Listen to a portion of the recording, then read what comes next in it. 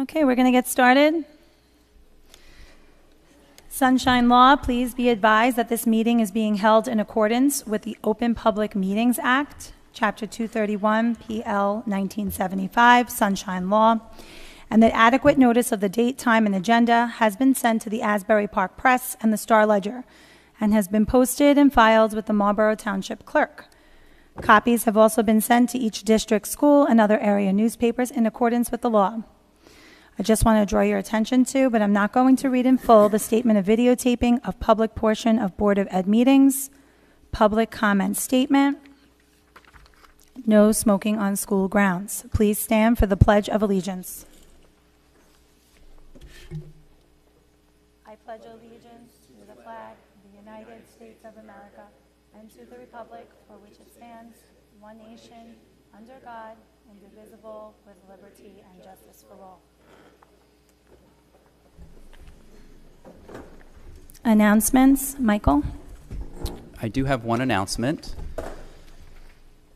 It's regarding back to school night. I know there has been some discussion. We had discussion last year about this, and the decision has been made that back to school nights will be in person.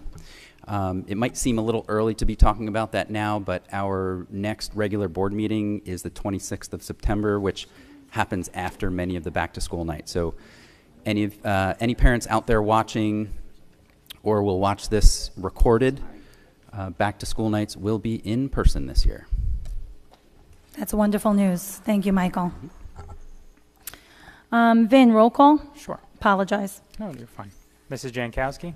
Here. Mr. Olansky? Mrs. Mendez? Here. Mr. Petruno? Here. Mrs. Piernick? Mrs. Shrem? Here. Mrs. Seward? Here. And Mrs. Rosato? Here. I just want to make a motion to move item 1, organization matters. Can I get a second? Second. Any discussion? I see none.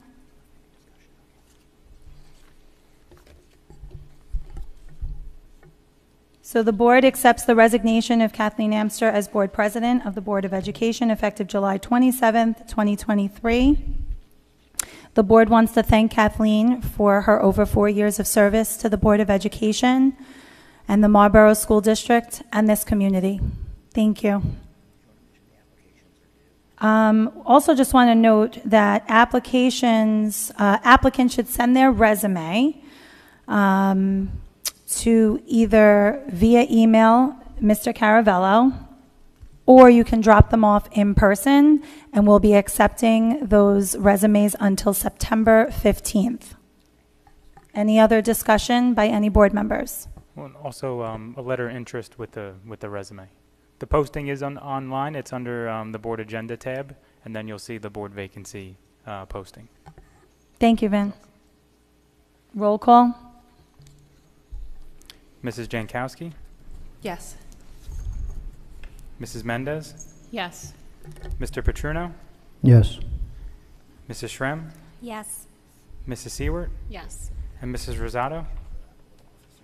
Yes.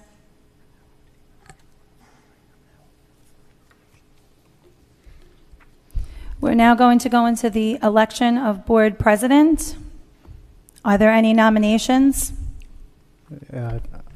I'll nominate Christina Rosato, please.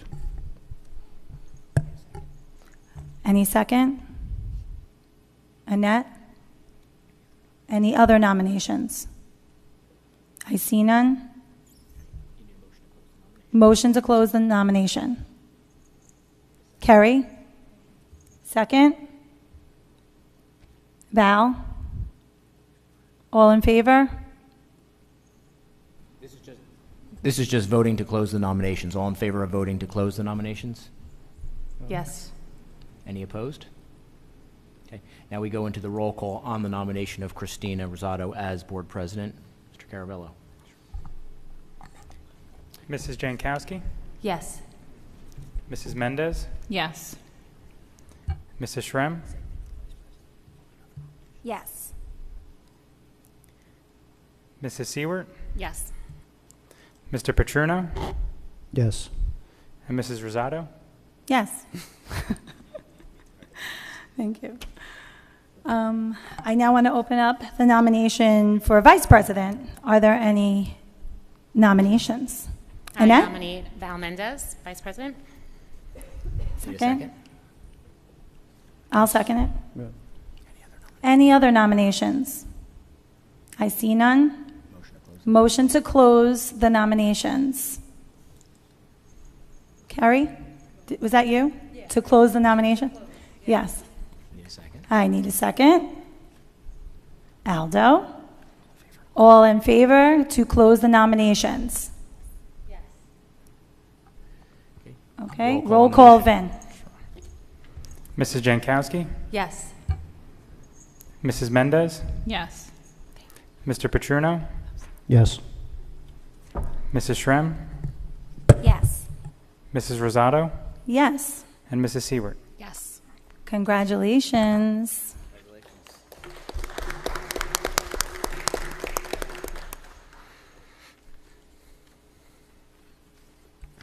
Okay.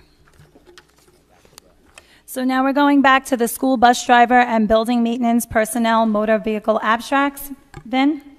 So, yes, all abstracts were run and all have privileges in good standing. Thank you so much.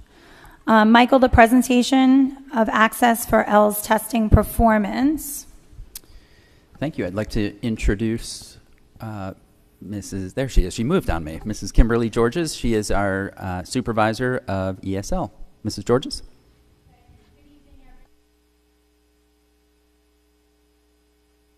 Members of the public, like Mr. Balone said, Do you want to go to the mic? Kimberly Yeah, great. Georges. I'm the supervisor of ESL for the district. So annually, I report out the results of the Access for L's test.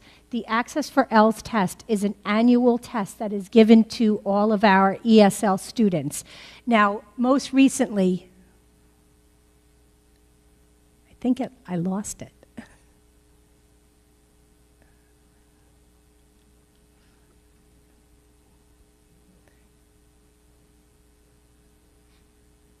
Oh, there it goes. Most recently, the state changed the verbiage from ESL student to ML, which stands for multilingual learner. So if you see interchangeably throughout the presentation, I'll be using both terms. So, but before I get into the results, I just want to talk about how we identify a multilingual learner. Basically, the information will come in from the registration form once the parent registers the student for school. We have a home language survey, and on that survey, it will show if another language other than English is spoken at home. Also, if they are coming from another district in New Jersey, we usually will have that information that they were enrolled in an ESL program. Or we can also see if, they came from out of the country. Usually out of the country, we will screen automatically. So once they're screened for grades K and 1, we use a paper screener for them. That happens with the ESL teacher. And for grades 2 and above, it is an online assessment. What it assesses is the speaking, listening, writing, and reading skills of the student. They need to get a 4.5 or higher to not be an ESL student. Anything below that, they are enrolled in our program. It is to be noted that it is optional. If the parent refuses ESL services, they have the right to do so. However, they do not have the right to opt out of the annual access testing. So, about our program, basically we're aligned to the New Jersey Student Learning Standards and the WIDA can-do descriptors, as well as the WIDA English Language Development Standards. We are aligned also to the content area curriculum guides in ELA, social studies, science, and math. A typical ESL program for students in K-5 is 30 minutes each day with an additional period to our newcomers. Students in 6 through 8, their ELA classes is taught by the ESL teacher, and they do get an extra period of general support. Those students in grades 6 through 8 tend to take a little bit more time with learning our language. We want to make sure that we can build as much of the foundational skills as we can. So for this year and this past year, we were able to build in where the ESL teacher was with our newcomers almost the majority of the day. So about our Access 2.0 testing. So they are tested each year. The testing begins in February and it runs on through until right before spring break. Any student that's found eligible, as I said, to receive ESL still has to participate in the Access for ELS test. This year, at the beginning of the 21-22 school year, 146 students were identified as multi-language students. This past year, 22-23, we had 195 students. So we really saw a large increase of students coming in. Most of those students that did come in spoke no English at all. As I said, parents did have the right to refuse services, so we entered 169 students in the program. 26 did not receive instruction because they did decline. All of our testing this year was done in person. So the results. The results were 123 students will continue to receive services for the 23-24 school year. 34 students attained proficiency and exited the program. 12 of our 12 grade 8 students will continue ESL at Colts Neck High School. And just to note, most of those 8th graders came to us as 6th graders just entering the country for the first time. Of our 26 declined students, 12 are still eligible. 13 have attained proficiency, and one student, she was only here for a year, she moved out of state. So where the scores fell, so level 1 or entering, we had 19 students fall in that category. The emerging is 15, the developing is 60, expanding is 60. Now, expanding is interesting because it covers the range of a 4.0 to a 4.9. Well, at 4.5, the students exit the program. So some of those students among the 60 did exit. Level 5, the bridging, we had 15, and I think it's 3 years in a row now, we have not had a student, any students, get to that level 6. We usually don't because the writing piece of the test is usually extremely, extremely difficult. So the typical program, our ESL students are on pace. It's consistent with our goals of the program. Typically, most students will spend 3 academic years enrolled in ESL. It is common to see a student that speaks no English that begins in kindergarten to possibly be exited by 2nd grade, some as early as the end of 1st grade, mostly because, they enter kindergarten, they're getting all of those foundational skills along with the other students. It's far more difficult once a student enters into 4th and 5th grade to exit out of the program. I would say it goes beyond 3 years. So 7 of our students that we have in district that are ESL are still in the program for more than 3 years. Those students are actually older students that entered in after 4th grade. And of our 21 declined students, 7 are still eligible for services after 3 years of being identified. So our ESL across the district. We offer ESL at 7 schools. We do not offer ESL at Marlboro Middle.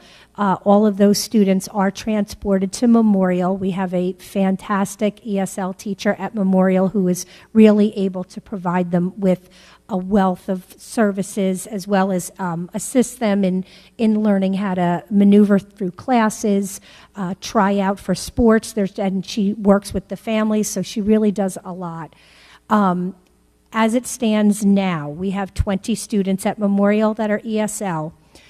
For Asher, our current number, and these are high numbers. This is another year where the numbers are pretty high. Asher, we have 24. Defino is 20. Dugan is 20. Mar-El is 12. Robertsville, we have 27. And as I said, Memorial is 20. The numbers across the top are which grade they're in. So as you could see, the biggest cluster right now is our second graders. We have 30. Now, that number is going to look a little different in about a month from now. Yesterday, we started our screening process for our ESL students. We screened 13 students. Of the 13, 7 are eligible for ESL. 6 did not qualify. We had 14 no-shows, which is very common this time of the year. Sometimes people do commit to the appointment and they don't show. So we have another 28 that we are going to be screening the first week of school. So we could potentially see another high number this year. We just won't know until probably the first week of school. So our language breakdown, Russian, predominant language that's spoken. That's been the trend for quite a few years now. What we are seeing a rise in is Georgian, and also Ukrainian, but we did expect Ukrainian. And Georgian, we're also expecting as well because they're bordering countries. And the good thing about that is that Ukrainian and Georgian, the languages are very similar, so the students can communicate with each other. So when we have a brand new Georgian or Ukrainian student, we can always pretty much pair them with a student that's been here a little bit longer than them and can help them along. So I'm really happy that we're able to, marry the student with somebody that can understand their language and explain things to them. Of our economically disadvantaged, this number is on the rise. This year, 24% of our ESL students are economically disadvantaged. Last year, I think it was about 16%. The ethnicity reported out, 65% are white. We have that followed by Asian of 24%, Hispanic is 9%, and 1 American Indian. Our students with disabilities, this has increased a little bit. We are at 17% of students that are ESL also fall into the category of a student with a disability. I'd like to just take a minute just to talk about that. You know, when a student comes to the country for the first time, we right away know, okay, they don't know how to speak English. We don't want to rush in and think there's anything other than just the student doesn't know how to speak English. What we will come to find is by the first year, we have a kind of like a set of standards that we expect them to do. If we're starting to take notice that they're not grasping the language, they're not retaining the information that they're supposed to be on average retaining, we do put them on the radar. You know, we make sure that we follow the process to getting them RTI and tiers and things like that. So we are really being very diligent and not just dismissing it and saying, well, it's the language. We kind of have enough data to say, well, you know, listen, by the first 3 months, we should know at least the alphabet. We should know colors. We should be able to identify chair, bathroom. And when we see that those things aren't happening, you know, we really want to make sure that we can connect with our special services department. So thank you for listening. Do you have any questions? Thank you so much. You're welcome. Any questions? Aldo? Yeah, thank you for the presentation. Just a question. On the one slide, I saw you said there was 21 students that declined, but 7 are still eligible. I'll go back to that one. Yeah, if you go, the last tab on that one. Okay. Do we have a process of like following up to see if the students that declined would like to be like enrolled afterwards? Yes, absolutely. So of those 21 declined students, the 7 that are still eligible, that means even though they're still declining, we test them. So we give them the Access for ELS test. I would say maybe 1 in every 5 will realize maybe, that period of ESL will help a little bit. So we absolutely we keep track of them. So they will continue testing until they test out. Sometimes they get upset with me. They don't want to hear from me anymore. But I keep them on a spreadsheet, and they are tested every year. Awesome. Thank you. You are welcome. Any other questions? I do. I have a question. I appreciate all of your hard work. Thank you for working so closely and diligently with these students. I was just wondering if there was any sort of separate socialization events that happen for these kids. Are there anything that they could do to feel more part of the community? Do you have any events specifically for ESL students? I'm just wondering if they feel welcome. Absolutely, we do. We have family literacy. So we have family literacy nights. We do 6 per year. We have them, we try to rotate around, but it seems like we gravitate to Robertsville. Can't understand why, but so what we do is we have them come in, and we've done like multicultural night where they'll bring in foods that are specific to their homes. We do have various speakers come in. It's a group of ESL teachers, classroom teachers that are all throughout the district. So we do try to at least let them make connections with each other as, moms and dads, and they bring the little ones. And we've done a talent show in the past, so the kids, because sometimes if they can't communicate, you might not realize they're dynamite piano players. And even all during the pandemic, we did it virtually. So it really is. It's a great program. We want to try to expand it. It's just there's only so many events that you could put on the calendar.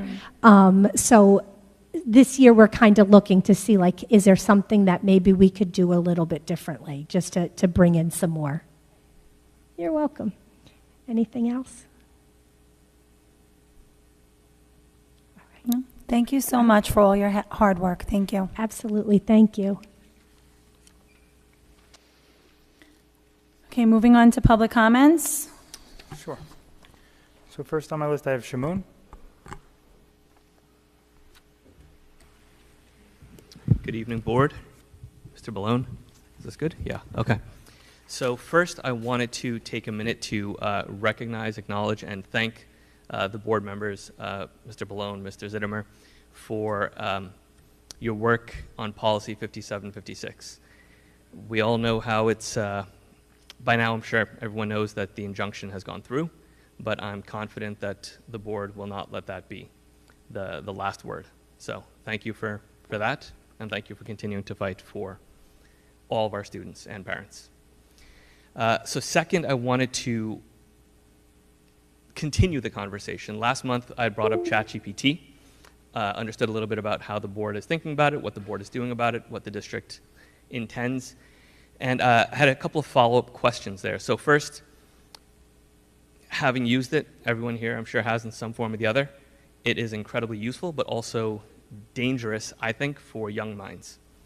It's too easy to fall into the trap of having it answer the question for you, do the work for you.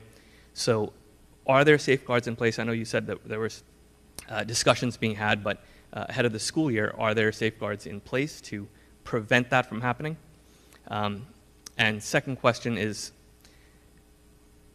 school districts are mandated by state policy in some way or the other. So this is the situation where I feel we can't wait for state policy to come down on appropriate usage and not usage, because Trenton moves slow and ChatGPT moves very fast. So if we wait for that, we're going to be coming from behind. And finally, something that has been sort of brought up, it's a tool like a calculator, word processor. I caution you all to not think of it like that, because with a calculator and or word processor and computer, the old paradigm that we all grew up on is garbage in, garbage out. With ChatGPT, garbage in means something potentially dangerous, misinformation, giving up critical thinking out. So with that, is there any sort of thought process to maybe encouraging or enhancing critical thinking skills for young learners that might help counteract that? Thank you. Oh, one more. I was talking with my boy, and he was trying to challenge me to see if he could stump me. So he asked me a bunch of questions. I kept having answers, and then he said, "Hey, Dad, do you know what a solar eclipse is?" So I thought about it and said, "No, son. Thank you."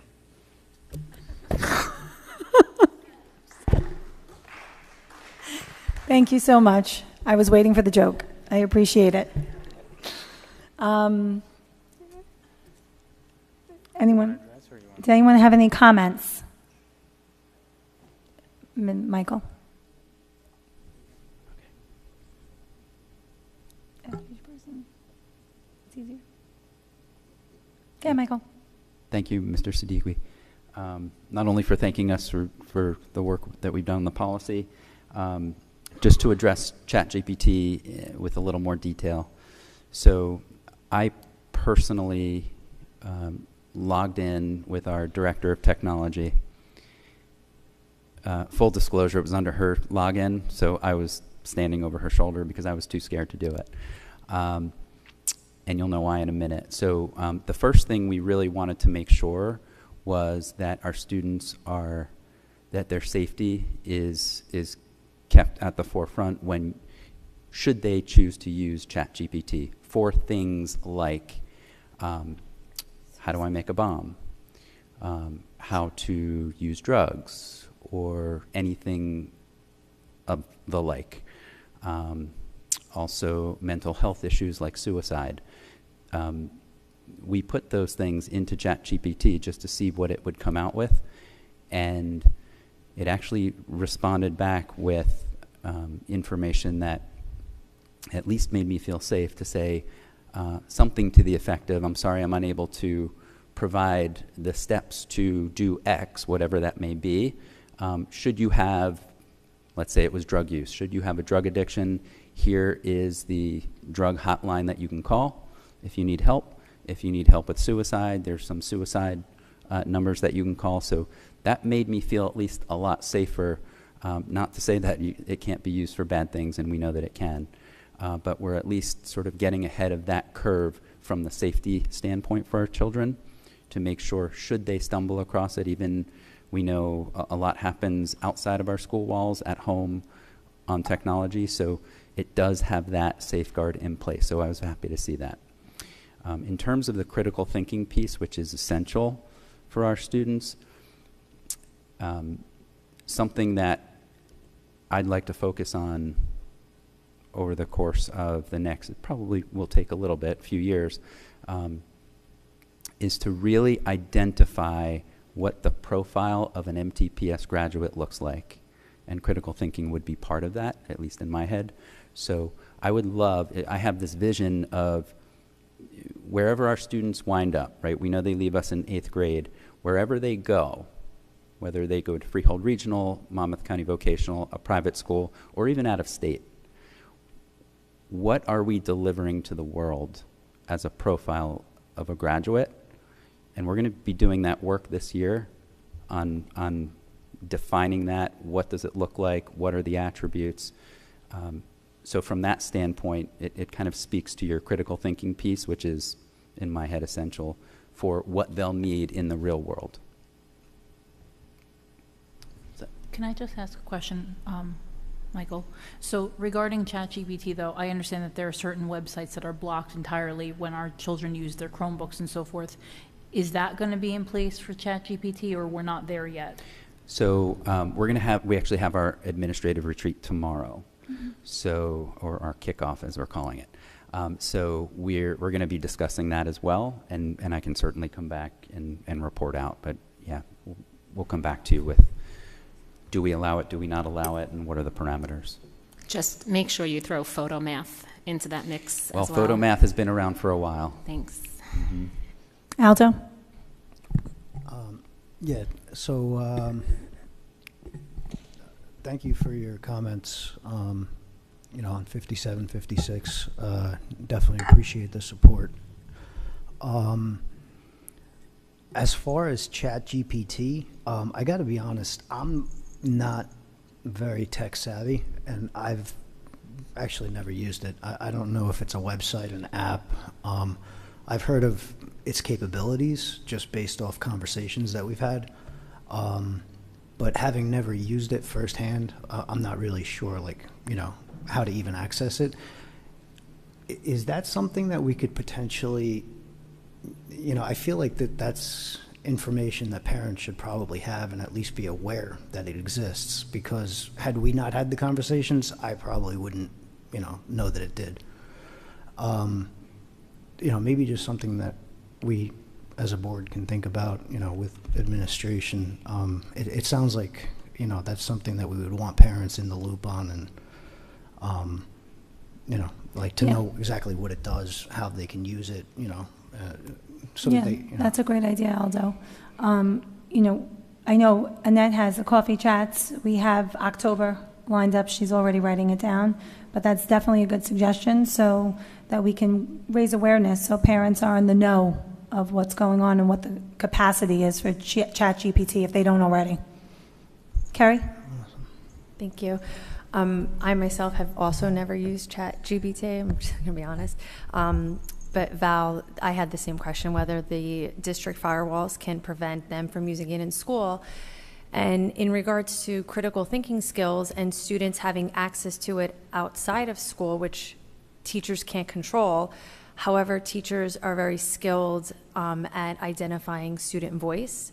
So when children write essays, I think that teachers become pretty apt at realizing this doesn't sound like they have typically sounded in the past, and that opens the dialogue for great communication between student, teacher, and home, why the student felt like they needed to use it. But I definitely think that teachers are a great resource for recognizing how children write. Like I said, I never used it. If a fourth grader talks to ChatGPT and says, write it as a fourth grader, I mean, I don't know if it's that skilled, but if a second, third, or fourth grader are using it and they use it to write a homework essay, I'm sure that can be pretty identified as not theirs. However, in middle school, maybe it's a different story. And again, teachers are very skilled at recognizing when a student's work does not look like things they have typically done. Thank you, Carrie. That's absolutely right. And to that point, I know Michael and I had conversations with curriculum in our last meeting. We did mention that to Shamoon at the last meeting in regards to going back to more traditional writing pieces where teachers could have a first draft revision editing happening on paper in class so that they're able to monitor what that child is truly capable of, almost like a baseline, see the growth from there and the finished product. So that can kind of segue around in that capacity. Thank you so much. Does anyone else have any comments? Okay, next person. Sure, next is Dan Finn.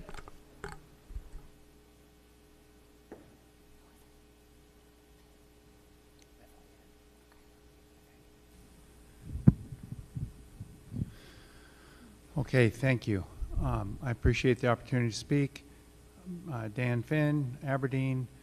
I had the opportunity to be in the courtroom last week, and I just wanted to share a couple thoughts, you know, with the residents here and the other board members that may not have been.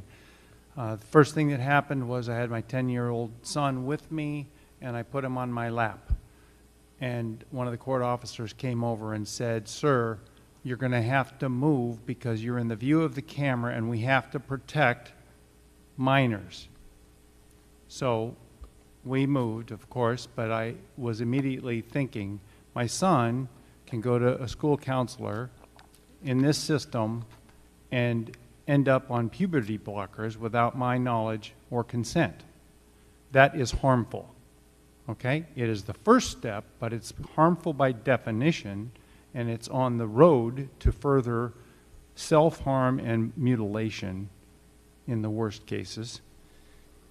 And I just want to state that this is, by the data that we are seeing and all the information that's being distilled, it is a social contagion. It's the only root cause that can explain a 5,000% increase in gender dysphoria. Okay? So let's not kid ourselves. There's social media influencers. There's other sources of information. Kids are being left unattended on the social media, and unfortunately our system, school system, is being forced to participate in this indoctrination, and so there's that.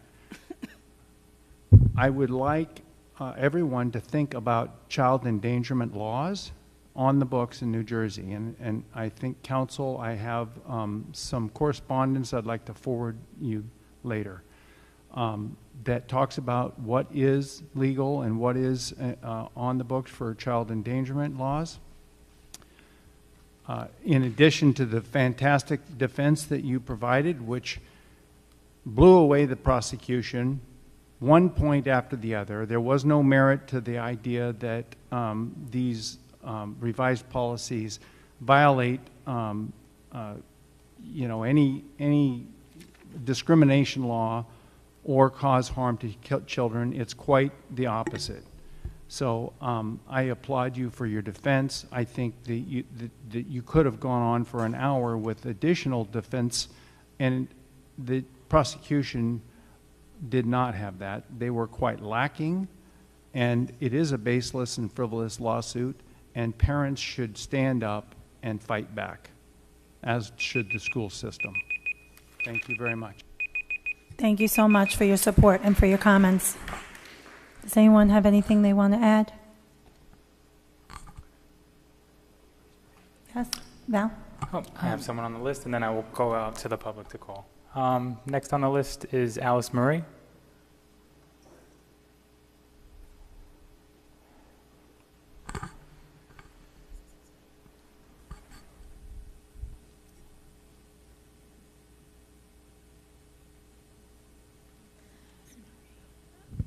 Hi, I'm Alice Marie. I'm from Colts Neck, New Jersey. And I do commend everybody here thank you so much for standing up for Policy 5756. And I'm going to repeat a little bit of what Dan said, but I wanted to start, or Mr. Finn said, I wanted to start with just saying that I noticed in the results from the ruling that it was going to be in the administrative law court. And I was just concerned about that because it's following statutory standards, and wondering if there's a way that it could be presented in a judicial hearing, because our state constitution, I just pulled up something, Article 3, no person shall be deprived of the inestimable privilege of worshiping Almighty God in a manner agreeable to the dictates of his or her conscience. So my concern is I see that there is discrimination in many other areas of this law. So if it does go to statutory, I want to just remind you of the sports, women's rights in sports, where a woman is 2/3 the strength of a man, and she's asked to play sports with a man, where there could be injuries, say in a soccer game where someone runs into her and she breaks a leg, because I see that many times in the boys' soccer and the girls. But I think you're running into a lot of difficulties, and people that could have, swimming, the records have been broken by a man who was 400 in the nation and then tied with the woman who, was at the same place, number one. So you're going to have that. You also have, I believe, discrimination in that concept that I just read as being one of the people in the Republic, as someone who has a religious conviction, and as a teacher also, I'm a high school teacher, I'm asked to go against my conscience and lie to these kids and lie to the parents. So those are just some other ideas that I wanted to throw in there as far as some prejudice and just discrimination within this ruling, if it does have to stay in the statutory standards courts. I also wanted to say that we believe that the suicide that's happening, if you look at Epic Times has a documentary called transformation, gender transformation, and you have Chloe Cole in there and some other people who will blatantly say that suicide ideology never happened till after they began their transition, and when they were on hormone blockers and faced the pain of their bones not developing, because that is what happens with a puberty blocker. So please take these harmful things into consideration in the time that it takes to get back to court if there's any other actions. But I just commend you and thank you for your strength in standing up to these kids. Thank you very much. Okay, so that is it on my list. So if anybody would like to speak from the public who did not sign up, please raise your hand, come to the mic, and just state your name and address for the record. Good evening. I'm Suzanne Miskowitz. I live at 6 Peachtree Court in Marlboro. First of all, I too thank you for standing up to the state. I am a former employee of the DOE, so I know what they do and what they try to do. So, I do applaud you. But I do have a concern. Right now, school's going to be starting in 2 weeks. What are you going to be telling your teachers? How are your teachers going to be trained to handle these questions right now before another hearing is scheduled? Do you have other questions before we answer yours? No, that's it.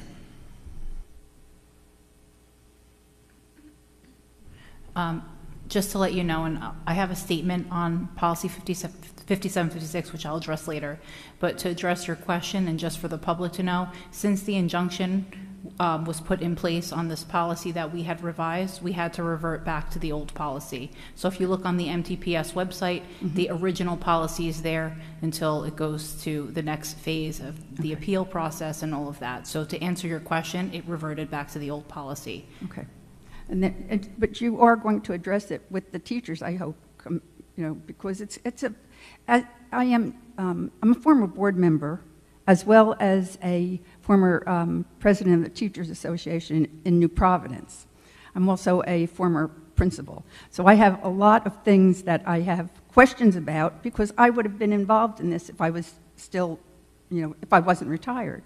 And I really think the teachers have to start planning. You have to have a contingency plan in place to protect the teachers because, and the principals and, all of the ancillary staff that are going to be involved because we don't want anybody to be penalized certification-wise. I'd be very concerned if a child came up to me and I couldn't talk to them and I couldn't tell their parents. I do have, my reservations. I understand. I truly understand there are some instances that you can't do this, but as a former educator, I am all for what you're doing right now, and I hope that whatever happens, I hope it's a pleasant and positive experience for our children. Thank you. Thank you very much for your comments. Michael, did you want to address that question? Sure. More specifically, thank you, Mrs. Miskowitz, for your comments. As Mrs. Mendez said, we will be reverting back to the old policy. And the sticking point, one of the main sentences in that policy, the old policy, essentially says there is no affirmative duty for any school district staff member to notify a student's parent of the student's gender identity or expression. That doesn't mean we can't. And under the old policy, we've always worked with parents. That's just what we do. So while the state would rather us not, we will, because no affirmative duty does not mean we can't.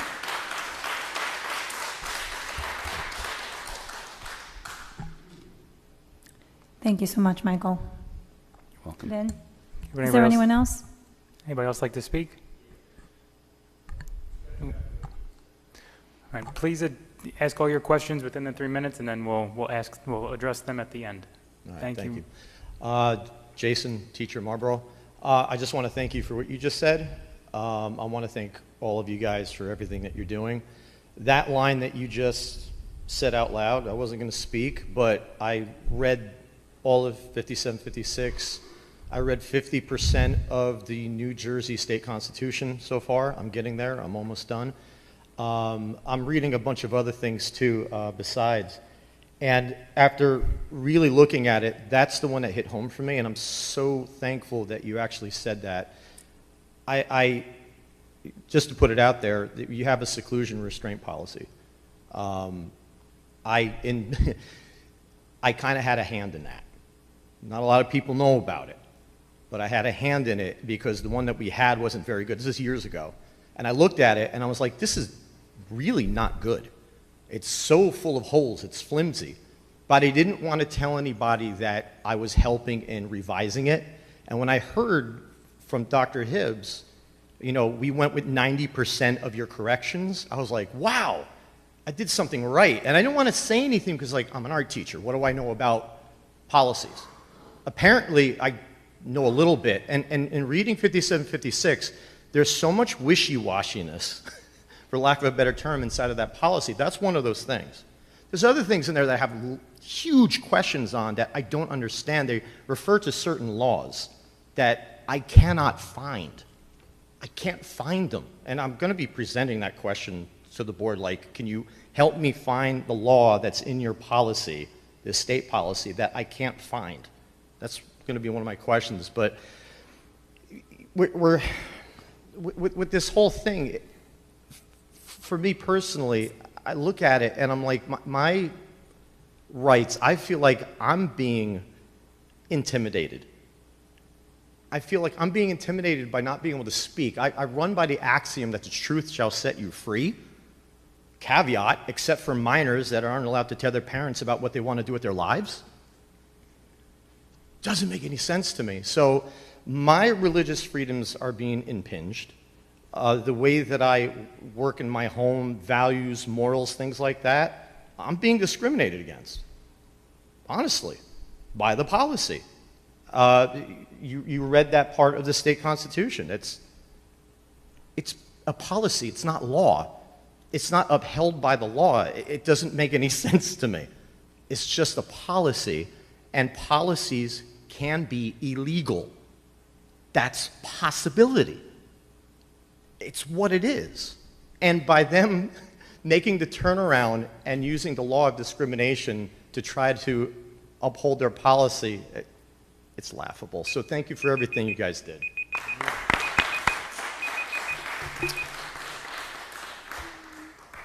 I just want to thank you, Mr. DiMaria, for your comments and your support, because I know how hard it is to go up on that mic and speak that truth. I know you're shaking. But I also want to thank you for being truthful, speaking your truth, and being an amazing educator. Just a side note, I have to give you props where props due in walking through DeFino and seeing your artwork all over the cafeteria and through the library.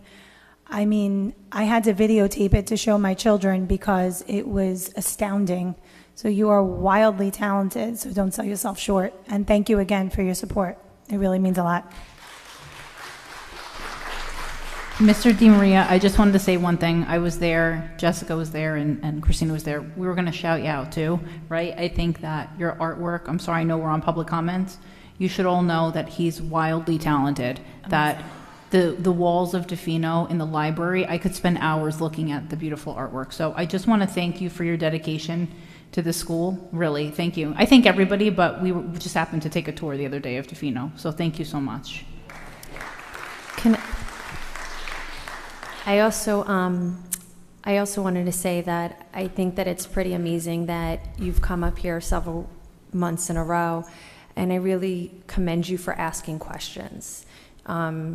You're going home, you're reading the policy, you're researching because you want to know better to do better, and I really commend you for doing that because at the end of the day, you're doing it for your students and their families. So thank you for taking the time out of your own schedule to come here in a district you work in, which is not easy, and asking those questions. Thank you so much. Anybody else like to speak? Ma'am?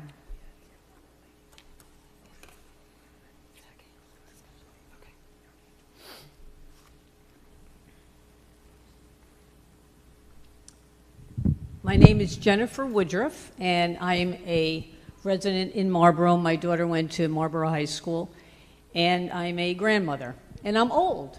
And I want to thank all of you for your all what you've done and the parental rights and how you're supporting us and how you, out of 4 towns in the entire state, were brave enough to do what you did. And even though Judge Bauman tried to slam it down, we are not giving up. And you have a lot of support behind you, whether you know it or not. There's tons of support behind you. I don't know of anyone that isn't supporting you, but that's me. I've been doing a lot of research on this, and like I said, I'm old. And when I was a kid, this wasn't an issue. When my daughter was a child, she's 35 now, it wasn't an issue, and all of a sudden it is. And it has to, I'm like, why? What has happened differently? Is it something we're eating, something we're, the atmosphere, the environment? And it's the internet. And the internet is preying on these kids, indoctrinating these kids, grooming these kids, especially at an age when they're very vulnerable, especially girls. Girls can be nasty to other girls. And they're finding identity, they're finding purpose, they're finding, someone they could be friends with. And it's something they're going to outgrow. If they can just get through this time, and if the parents can't find out about it and are the ones left in the dark, after a certain amount of time, all of a sudden it becomes like a religious fervor to these kids. All of a sudden it's, they can't turn back. They want to change. They want to go through the medication and change. And then when that happens, it's all over, and they can't turn back. And these blockers are very dangerous for kids. And obviously, mutilation. I mean, most of these kids, they wish they didn't do what they did. And if we can just get them through high school, it'll be okay. And keeping this from the parents, it's not an answer. I mean, if they think they're unsafe at home, when my daughter was a child, if they thought they were unsafe at home, they would send somebody to the house, a social worker to check it out. Why is not that the case in this particular type of situation? Again, I thank you, and we will continue to fight this battle. Thank you for your comments. Does anyone have anything they want to add? I motion to close public comment. Oh, I'm sorry. Did you want to speak?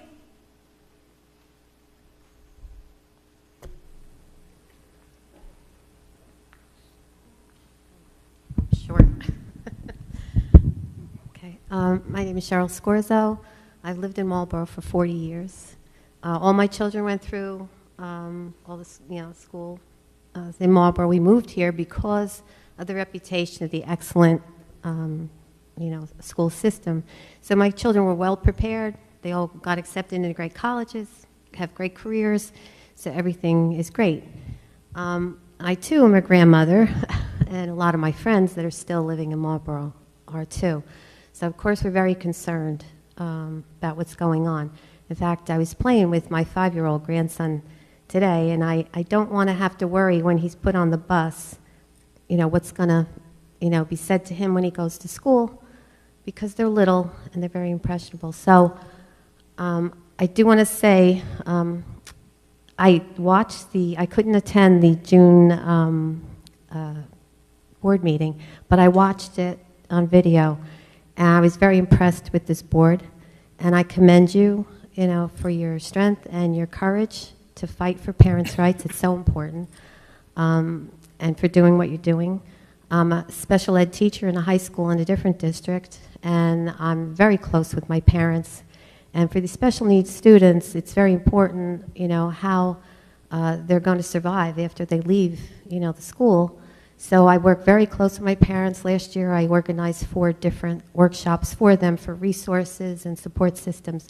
What I noticed in the beautiful presentation that you did, Val, which I know takes a lot of work and a lot of time when people don't understand, there were support systems built into what you were proposing. When a child asks to have a different pronoun or asks to be called by a different name, they're outing themselves. It's not the teacher outing them. They're outing themselves. It's almost like a cry for help. So we're obligated to do something. So by having that built in there to refer them to a counselor to, assess the situation, which they're qualified to do, and then to have the parents involved. As a PTA president, I always did when technology came in, because I'm not tech savvy.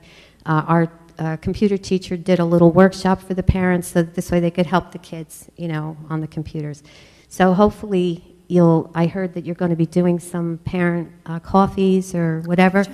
That's very important, so that they're aware of what, they're doing, what's going on in the district, and what options they have. So again, I commend you, and that you went to court on your own time. This is not a paid position. This is something you're doing because you're committed, and that's very important. So thank you. Thank you so much for that comment, and for recognizing the amount of work that all of us put in on a voluntary basis, because we care so much about the community that we live in and everybody here. So thank you for that. Val? I'm getting a little emotional, thank you. I'm not going to get emotional up here, but I want to thank you.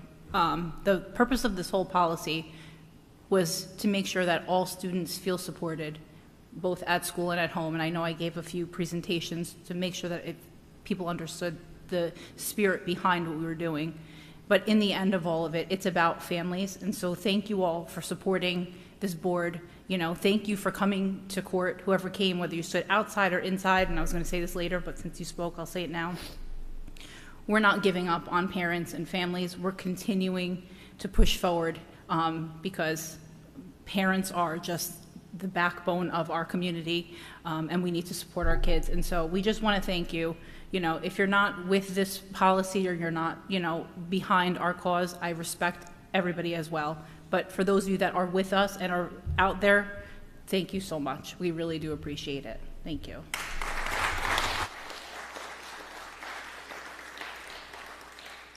Alto? Yeah, I just wanted to thank everyone, for the comments also. I just wanted to add to that. When we got to the courtroom last week, we arrived a little bit early, so I didn't realize, who was there, how many people were there, how many people weren't able to get in, and seeing. First of all, I wanted to thank our attorney, because Mark, you really, you were on fire. I mean, you had everything, yeah, the bagels, But when we walked out of the courtroom, because when we had gotten there, we were the first ones there, so we didn't really see anyone, and I had just assumed that was the people that had showed up. But when we walked out and I saw the number of people standing outside, I was truly blown away. I was not expecting that, and it was, it was a good feeling to see how much, what a large part of the community actually did turn up to support what we were hoping to do. And, I just wanted to thank everyone for that.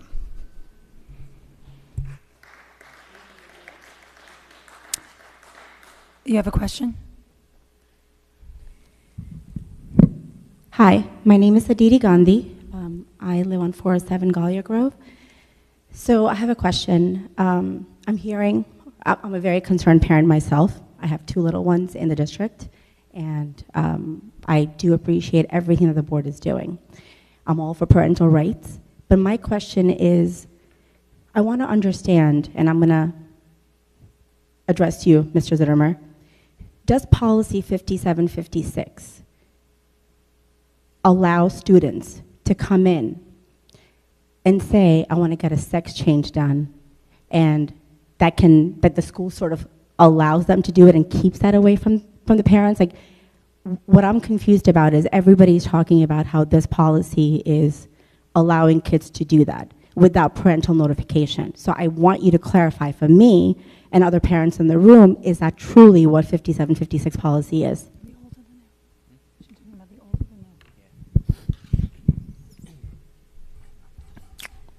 When the policy committee looked earlier this year at the current policy that was on the books and the one we had to reinstate, And Mr. Ballone mentioned this earlier. What our policy says, and what tracks exactly from the New Jersey Department of Education guidance, it says, essentially quoting, there's no affirmative obligation on the part of a school district to notify a parent of a student's gender identity or expression.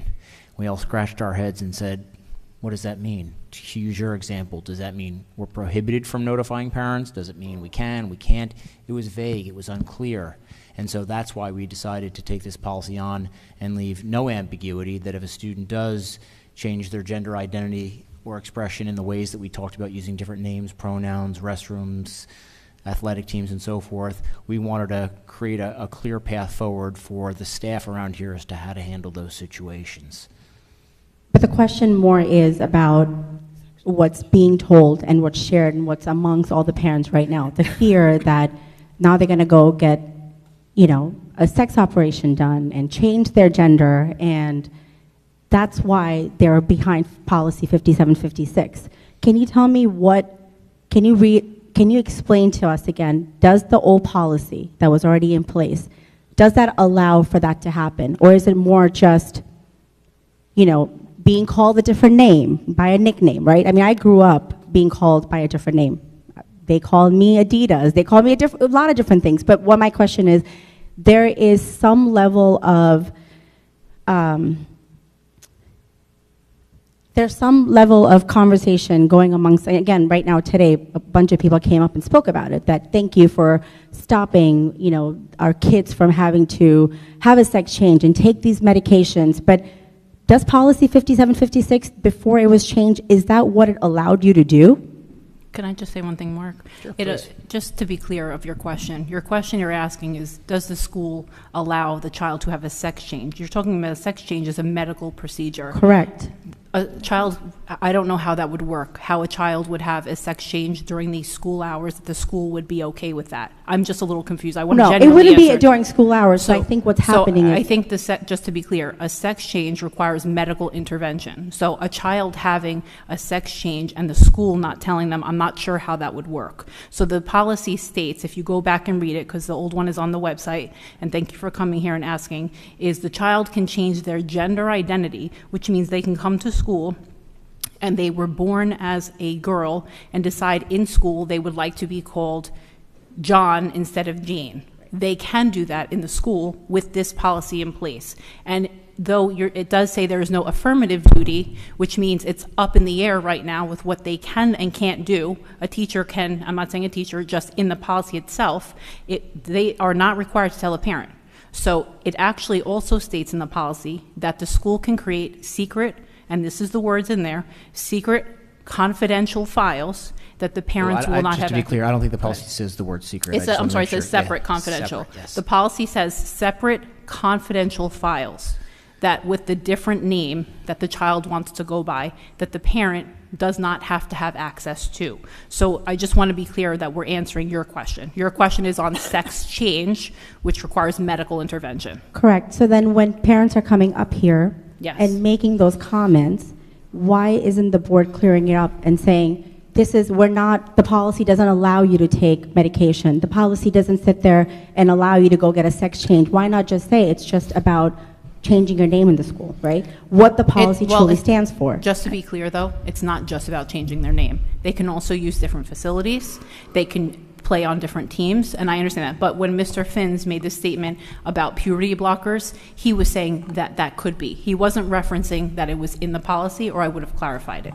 To your point, it is not in the policy. You are correct. The policy does not state puberty blockers. It states a change in gender identity, use of facilities, and separate teams. Thank you, Val. At this point, I'm going to, if you have anything additional you have to ask, there's a second public comment that you can come back to ask any of those additional questions.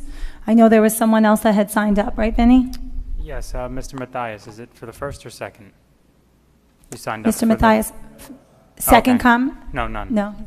Okay, I'm motioning to close public comment. Do I have a second? Jess, any discussion? I see none. All in favor? Any opposed? The ayes have it. Moving on to communications. Michael? I do have one communication regarding the MEF, the Marlboro Educational Foundation. I met with 3 trustees earlier this month, and they provided me with the following communication. I'm writing to inform you that after careful consideration and reflection, the members of the Marlboro Educational Foundation have made the collective and difficult decision to dissolve the foundation. This decision has not been taken lightly, but we believe it is the most appropriate course of action at this time. Over the years, our foundation has proudly served Marlboro pre-K through 8 schools, raising over $600,000 to provide unencumbered grants to teachers for their innovative ideas and projects that positively impact the education and well-being of students. Our mission has always been to supplement the school budget by offering financial support for initiatives that may not otherwise receive funding. And we are proud of our 22-year legacy. Upon dissolution, we intend to distribute the funds evenly among the 8 district schools and invest in a project that will stand as a lasting testament to the MEF's dedication to the education of our community's children. I want to extend my profound gratitude to you and the board for your support and dedication to the Foundation's mission. The positive impact we have collaboratively made on the lives of students and educators will remain an inspiration for all of us as we move forward. Thank you once again for understanding, cooperation, and shared commitment to the betterment of Marlboro pre-K through 8 schools. So personally, I would like to thank the MEF for their 22 years and $600,000 plus of the enriching activities that were provided to our students that were outside of our local funds. We appreciated the collaboration. It was somewhat of a shock to me that, following that meeting, and I did have some discussions. We are actively seeking to fill that void, right? We have, I know we have a very involved community, and essentially, if you need just sort of the very high level, explanation of really what has been done over the last 22 years. Innovative experiences like chick hatching at the Abbott Early Learning Center and our other kindergarten classrooms throughout the district in their 3 elementary schools. Traveling art shows, unique experiences for students in STEM, things that the local budget was unable to support. These were supplemental, really profound experiences for our students that is going to be sorely missed. So if there's anybody out there willing to step up, I know it's a lot of work, we'd be happy to partner with you. The MEF also, I'd like to publicly acknowledge that they said they would help sort of pass the torch, if you will, to anyone who would like some ideas and sort of make the transition a little easier. So I thank them for that. But I put that out there because this is a big hit to our district, and I would like it to continue. It would be wonderful. Thank you for all the support, MEF, but it would be really wonderful if someone could, like you said, take the torch and run with it for the betterment of our students and our staff here in Marlboro. I know how important it is to have that extra cushion when a district's budget can't afford specific things within a classroom to enhance the educational experience, because they're still getting the tools that they need to succeed. It's more of those extra enhancements that just made their learning experience so wonderful. But I know that I did work at a hospital at Monmouth Medical, and we also needed to raise money and created a 501(c) so that we could have this foundation so we can raise money for the NICU babies and their families that the hospital couldn't cover. And it was really profound work. So I know there's so many amazing parents in this district that someone will take it and run with it. So thank you. Harassment, intimidation, bullying, HIB report. Yes, from the period July 1, 2023 through August 17th, 2023, 0 incidents. Thank you. Just to note meeting dates, the following will be our next meetings. Tuesday, September 12th is a special meeting. Tuesday, September 26th is a regular meeting. And Tuesday, October 17th will be another regular meeting. Secretary and Business Administrators report, Ben? Yep, so this is the payroll submission for the month of July 2023. Thank you. Payroll certification? You just said that. Thank you. Committee reports. We'll begin with communications, which was kind of combined with curriculum. Annette, you want to start? Sure. I am going to start my communications liaison report with an email that I sent to the entire board earlier this month. Dear board members, as chairperson of the Communications Committee, I've taken the initiative to form an official Board of Education Facebook page. This platform will be a great way to keep the community informed of upcoming meetings, student spotlights, board vacancies, coffee chat invitations, frequently asked questions, and any other pertinent information the Board of Education would like to be disseminated to the community. Please note, this idea has already been shared with and has the support of both Mr. Ballone and Mr. Zittimer. We all agreed that guidelines need to be put in place in order to be successful. With Christina's input as well, we decided to move forward under these guidelines. An email will be created and credentials will be shared with board president, vice president, and with future boards. So this doesn't end with our term. This hopefully will be utilized for years to come. The page will be private, and there will be a brief questionnaire for members to gain access. We'll require a home address to act as a filter to maintain security. Post approvals will be turned on to prevent public postings, comments turned off, and all posts from the board must be approved by the board president, vice president, or chairperson of communications. If any board member suggests information be shared, the board will discuss the idea before the post is curated. This Facebook page will be separate from the district's own social media page. The intent of this Facebook page is to bridge the gap between families and the board. This page will be used most immediately to keep track of the coffee chat invite and RSVP for our October 4th coffee chat, which will spotlight changes in our HIB procedure and an introduction, a formal introduction of Mary Elizabeth Tyrone to the community as our new Director of Special Services. Please search and join the MTPS BOE group. It's not the private profile, but it'll be the group on Facebook. And I'm really looking forward to have a way to communicate directly with the community and maybe, clear up the air of Facebook rumors or false information or anything that could be causing a low-level panic, and the board would like to just use this as a separate way other than emails or Instagram or Facebook that we're already seeing behind the scenes of the schools. And I'm really looking forward to, just having this be a great success. So thank you everyone for your support, because this was just my little tiny idea and it kind of has just come to fruition recently. And that's about it for now. Thank you so much for that innovative idea. You really have a great way of just bridging the gaps between the community and the board, and this is just another way to do that. So thank you so much. There were a couple more things I just wanted to note for communications. Everyone received an email. Bus information will not be made available until September 1st at or about 4 p.m. for all students. It's essential that you continue to check your child's bus information between September 1st and September 6th, as the information could change to accommodate other transportation needs across the district. Some key dates to be aware of coming up on August 25th. The schedules will be released, the student schedules.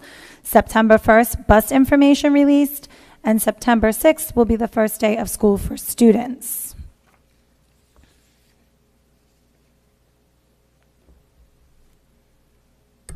Another thing to note that in Genesis, as we mentioned in the last meeting, there will be the opt-in and opt-out forms for the health standards. Please make sure that you log into Genesis if you have not done so already. Opt-out will be listed first as in the past. Just a note on that instruction, like we've mentioned before, students will be receiving in-person instruction using resources from last year, specifically the recorded webinar.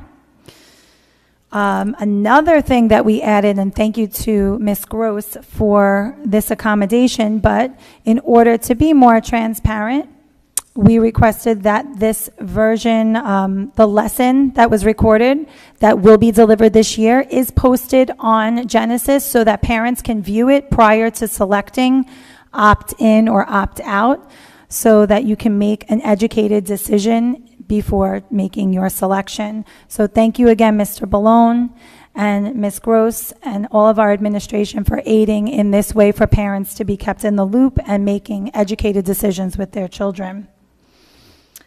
Another note, Marlboro Day is on September 10th. The board and administration will have a table, so please come on by, say hello, ask us questions. We'll be there. Looking forward to seeing everyone. And then Annette, did you want to, the coffee chat is on October 14th. We mentioned that, the 4th, I'm sorry. Yeah, it's fine. The coffee chat is Wednesday, October 4th at 7 p.m. We're going to do a 7 to 9 p.m.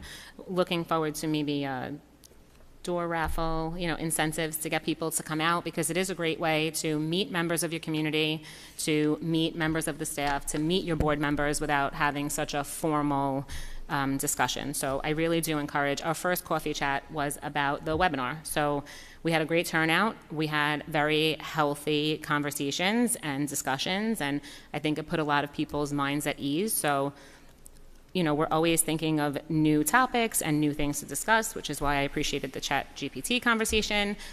There's things as a community that we would like to just be able to, work copacetically with. So I think just having the open lines of communication has always been there. We've always been approachable through email, but at least this will be a little more personal and, beneficial. Thank you. Policy. Val. Thank you. A couple of things. First thing, I'm just going to, for anybody who didn't see it, we wanted to make sure that we looped everybody in. So the press release that the board had sent out and sent it out to the district.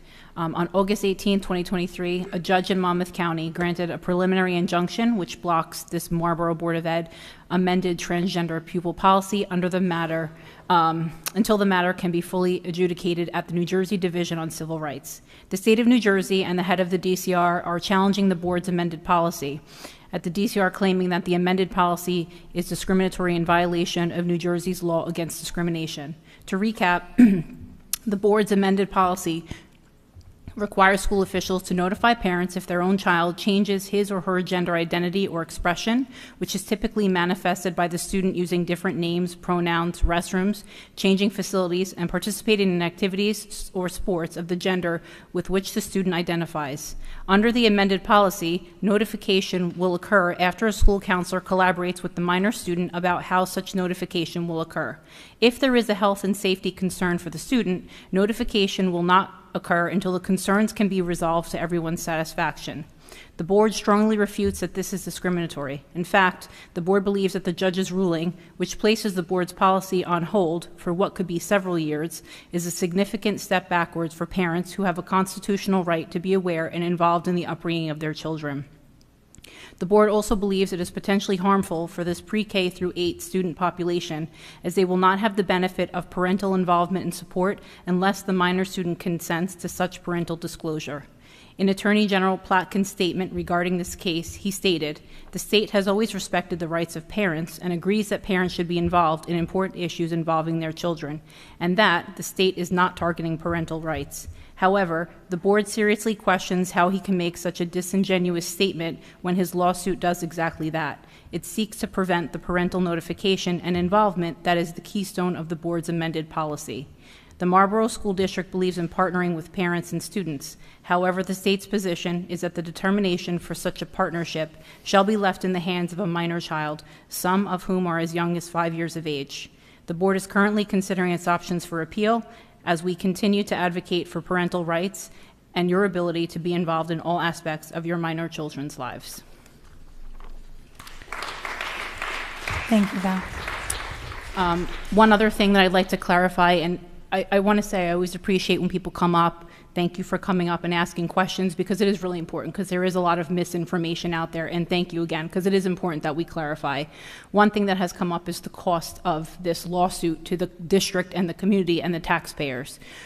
Right now, the cost of that is just the $10,000, which is, am I correct? I just want to say the right thing, Vinny. Deductible. Right, is our deductible for this lawsuit. And so I just wanted to put that in perspective. Until further notice, the cost has only been, I say only, but you know what I mean, it's $10,000, but it's still the deductible, which is $10,000. So I wanted to make sure that that was clarified for the community, so that you not understand we're not here spending millions of dollars right now in taxpayer money for this case. This is a really important case for us, because we want to maintain the integrity of parental rights. We also always want to make sure that we're providing a safe, supportive environment for all students so they can be their authentic selves. We just want to make sure that we involve parents, not only in this case, but in so many instances, as you even saw today in Mrs. George's presentation. So I just want to thank you all again. Thank you, Mr. Zittimer. Thank you, Mr. Ballone. And thank you to the board and the families. Thank you, Val. Special Education Committee? Okay, so the Special Education Committee was invited by CPAG co-leaders Angie Colby and Robin Bornstein to attend a joint CPAG Special Services meeting, which I attended. It was on August 8th. And I sat down with both co-leaders and Mrs. Tyrone, and it was really just having Mrs. Tyrone back in the district. CPAG co-leaders wanted to introduce themselves, and they wanted to set up how they will work together going forward. So there was a lot of housekeeping, a lot of agenda items checked off. They agreed to meet 4 times a year. And Mrs. Tyrone has also told CPAG that whatever communications they want to go out to the district, that Special Services has no problem being the facilitator of that, and all communications can go through MTPS, as well as updates to the website, the CPAG website, any communication points that need to be hung up in school, that will all be done. So I think it was a great start to a wonderful working relationship. Did you want to add anything? Did I get it all? Thumbs up. Thank you, Carrie. Building and Grounds, Aldo? Yes, so the Building and Grounds Committee met yesterday with Vinny. They toured a couple of the schools. I have the agenda. Like I said, I couldn't print it, but I have it, Aldo, if you want. Oh, okay, you want perfect. to Did you want to Sure. go through it? So Perfect. Thanks, yesterday, Christina, myself, and Valentina walked through Morrell, Dugan, and Defino to see what was happening inside the buildings. The long-term plan is to install air conditioning in Morrell, Robertsville, and Asher in the next 2 to 4 years using capital reserve and operating budget. No HVAC project will be happening during the 23-24 school year due to the grant timeline conflicting with the budget timeline. There are ROD opportunities that the district will be applying for. T&M Architects will be submitting a ROD grant application for Morrell, which could equate to 40% of the total project cost being covered. Additionally, I know Aldo and Susie had toured the middle school before. There is a plan to prevent freeze-ups. They added a new point that notifies 5 people when freeze conditions begin throughout the district. They are installing all new pressure controls, 68 of them, which aid with the operation and prevent freezing. They're installing new filter dryer and brazing connections to prevent leaks. They're installing and wiring in an additional freeze stat, which shuts power to the unit. It is 20% completed, and it will carry over into the year. Dugan and Defino awarded to EACM. The Dugan update is T&M Architects will perform a substantial completion, and the issuance will be contingent upon the startup and proper function and final inspection from the township. Dugan, all indoor units have been completed, and all exterior units have also been completed. All are operational locally, There's some pipeline installation leaks and a few pump start replacements which have been ordered to fix the issues. Defino, completed unit piping in the building, completed rails and installation of rooftop units. The pressure line tests were tested, control wiring installed, and they are just waiting for the main switchboard, which will take 2 weeks of wiring prior to school starting. There's a lot of electrical work going on throughout the district. The gym floors in MMS are being worked on. To be proactive, we're planning to budget to start replacing the floors beginning 24-25. Remediation for one mini gym is approximately $75,000. We need generators at Abbott. The original one is from 2001, and we will address it in the 23-24 budget. The Dugan interior doors are repaired under warranty, and we budgeted for Dugan exterior doors. We're still waiting on the quote. After the 23-24 school year, only doors remaining are a handful of doors that may have been missed, such as closets and ancillary doors. There is a cement and asphalt district-wide ongoing. Transportation. There is an old remediation case ongoing until 2035. Underground storage tank leak, heating oil number 2 from the 90s, testing and monitoring ongoing due to updated requirements. New wells tested last year showed deeper contamination than expected. Additional wells were installed September 23, 2022, 1 deep and 2 intermediate. There's quarterly sampling on line 2 ongoing beginning with January 2023, and some repairs are needed to wellhead. We did talk about playground safety at the Dugan and the Marlboro. The PTA is actually replacing the slide that has been broken there, and students have not been able to use it. Something that Val, Christina, and I also brought up. We saw that there is drainage that happens on the grass there. And then what happens is students can't play, they can't go up to the playground, so we talked about possibly draining it more so that students can go, like after it rains, they can still access the playground without being on blacktop only. Do you want me to do projected 23-24 projects or not really? Do you want me to go over it? Yeah, if you don't mind. Okay, so some of the projects we had budgeted for 23-24, the asphalt and concrete repairs were about 90% completed. They should be done before school starts. Usually when they come out, it's just to, if we call them back out, if we see puddling or any type of thing that may be covered under warranty, they come out and fix or investigate. The rooftop HVAC replacement at the Asher Cafe that was budgeted for, that is still being planned for, and that's being ordered. We would just have to do it when school's not in session, so it'll probably be during winter break. And again, those are at the end of their useful life. They are probably about 15 to 16 years old, so they were budgeted to be replaced. Brick reporting over the summer. Morrell had patchwork completed. Robertsville is scheduled, and then Middle is next, and we'll do that throughout the year. Fencing upgrades. I know today in Robertsville, a guardrail was installed, part of that asphalt bid. Basically, a car had crashed into that fence last summer, so we actually installed a safety guardrail across that fence line because students do utilize that. So we had that installed, and that should have been completed today. District-wide painting, Memorial, Middle have really been the areas of concern where we've touched up. Middle, including the second and third floor, we've really tried to make it symmetric and match because there was a lot of different colors and a lot of touch-up that was needed.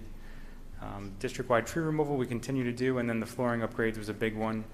When we toured Morrell, you saw that the Mustang room had been updated with new vinyl planking. The library was updated as well.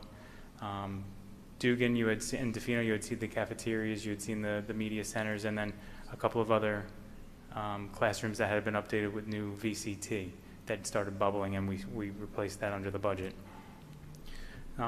Morrell is the next one to be done. We have submitted the ROD grant. We're just waiting for approval. The Abbott generator is also included in that ROD grant. So the reason we hadn't gone out to bid for any of that stuff is because per the grant guidelines, you can't go out yet until you get approval of the grant. And then once you get approval of the grant, you can go out to bid. So we're anticipating to do that for 24-25. And then after Morrell, we would turn our attention to Robertsville and Asher. All the roofs have been completely updated in the district except for the dormers around certain areas. And then there was a little piece of Robertsville that was left off because it really did not need to be replaced yet at that moment in time. So we're just keeping that on our radar. Some of the things that were noted in our walk around, one of the things that we want to add to our long range facility plan, the playgrounds definitely need a facelift. We want to look at Dugan and DeFino as when we looked at those ones, to basically try to see what we can do within the asphalt budget next year, whether it be mill, repave, and then figure out some sort of design. Morrell was also one of them, but I know the Morrell PTO has already put in the works to assist with the basketball hoops and the refacing of that area. The bathrooms were also a concern. We feel that it's almost time to start updating those in some of the elementary levels. I mean, I understand class is not going to happen in the bathroom, but it's still nice to have nice facilities for the students and staff. So that will be on our long-range facilities plan. After the HVAC is complete, another big one would be the windows. There's certain areas of the buildings where windows need to be updated or upgraded to really protect our investment. So to be really completely energy efficient, that would be something that we would want to look at right after HVAC is completed. Not every school needs them. Not all areas need them in all the schools, but there are certain areas we noted. And then really it was just cosmetic, just touch-ups as far as painting, just giving some of the classrooms, a fresher look, whether it be painting, old wood or painting wood that may have been, looks like from its antique roadshow, but we want to just spruce it up a little bit. Other than that, I hope you guys enjoyed the tour. It was nice to go out and actually see the building without anybody in it, because you actually get to visualize and see the building for what it is and what we've been doing. Yeah, I wanted to thank you. I know that we all really appreciated, you and Michael planning our route and taking us around, and Mr. Schatz, Mr. Pagliaro, Mr. Lavoie, Ms. Kay, for opening up their beautiful buildings to us and getting the sense of the excitement that, the new year brings, and everyone's getting their bulletin boards ready and all their classrooms are getting spiffed up. So I know it's an exciting time. And I just want to thank the custodians, the head custodians there, Harvey, Mark, and Ryan at the three schools, Morrell, Dugan, and DeFino. They really pride themselves on excellence. I was touched by Harvey from Morrell's story. I know Val and I were getting teary-eyed because he went to Morrell as a child. And for him to be the head custodian there, you can see it's his home away from home and how he really prides himself on every little detail. So I know how hard it is to keep a school building clean, and they're doing an amazing job. So thank you so much. Thank you, Vinny and Mike. It took way longer than expected, and any questions we threw out at you and Michael, and Michael Crivelli, who's the supervisor of Building and Grounds, quickly answered any and all questions that we had. Also, Ryan is the head custodian at DeFino. He actually went to DeFino with Miss Kay. They were in the same second grade class. They showed me a picture, I could only identify Miss Kay in the picture and not Ryan, but he is also in his home away from home. So thank you to everybody who toured us. Thank you so much. Safety and security. So I'm going to be reporting out for Michael, as he's not here today. So I just wanted to clarify a little bit about RFPs and the process that we go through as a board. Initially, a community member had expressed concern and wanted to see how we could go about possibly exploring armed security and before and after care. And so we as a board decided that we would go out as to an RFP to explore that avenue and see the cost. Being that this is something that the community members themselves pay for, we felt it was our due diligence to get the obtained quotes and see what services various vendors could provide for us in this outlet. Just wanted to give you a little bit of an understanding about what an RFP is. It does stand for Request for Proposal. It's a business document that announces a project, describes that project, and solicits bids from qualified contractors and vendors to complete it. And so we as board members play an essential role in ensuring the financial integrity of our school district. We all vowed to be fiscally responsible and transparent in all financial decisions to keep our schools running smoothly. So with that said, we went out for an RFP. It doesn't always mean that we're seeking to replace a vendor. That is not the only reason why we go out for an RFP. We went out for RFP for insurance as well as lawyers, and we stayed with both this year, obviously. So I just wanted to clarify that. In the case of the before and after care, Champions has been here since 2001. And no RFP had ever been obtained in all that time for this service. So that is why we went out for an RFP to get the information that we needed for our district. So I just wanted to, in addition to that, we surveyed the community, the specific individuals in the community that use Champions, that utilize them, because we are not paying for this out of the district's pocket. It's out of their pockets. So we wanted to see what they were feeling about it. And I'm just going to read some of the survey results. So only 317 people responded. There's still 130 people that have not responded yet. So there isn't a full and complete picture, but we have a pretty accurate one thus far. Out of those respondents, 56% of them said they are willing to save $130 a month with a different vendor. 64% are not willing to pay an extra $170 a month for armed security. 94% of respondents feel safe with Champions. And 96% are not willing to pay an additional $1,400 a month to have armed security. So those numbers kind of tell us that our community members who are utilizing this are feeling safe currently with Champions in place. And the board discussed this. We didn't see the need to go forward and explore armed security for this before and after care.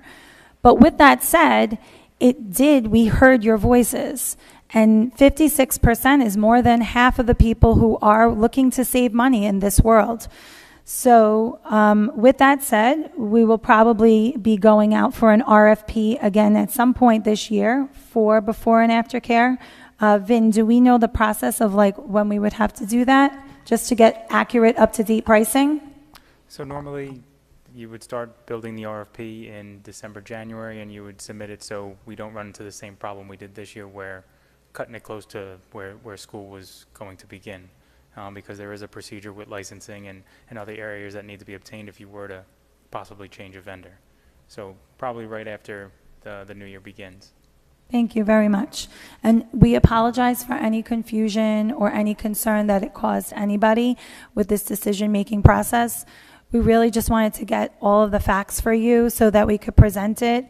And all of our conversations, we want to be able to present to you, not just have sidebar conversations in the back. So it's a process, and we had to wait till our board meeting to discuss it. So again, we apologize for any concerns or confusion that it was causing anyone. We just wanted to present you with factual information. I'm sorry. We did. I'm so sorry. I forgot about that point. So we did conduct interviews. There were 4 vendors that came.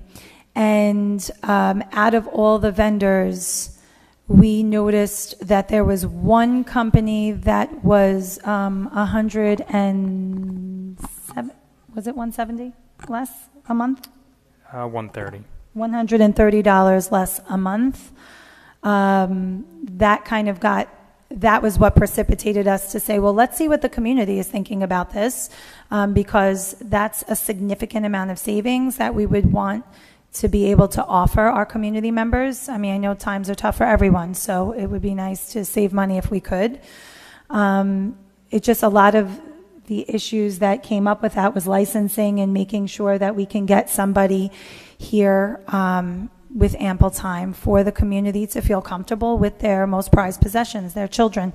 So right now we are staying with what we know because Champions has been doing great with us, and you know, a lot of people in the community do value Champions, but we just have to explore this avenue only because 56% right now are saying they would like to save some money. Is there anything else that I missed, Vin? No, Mrs. Rosato. Thank you so much.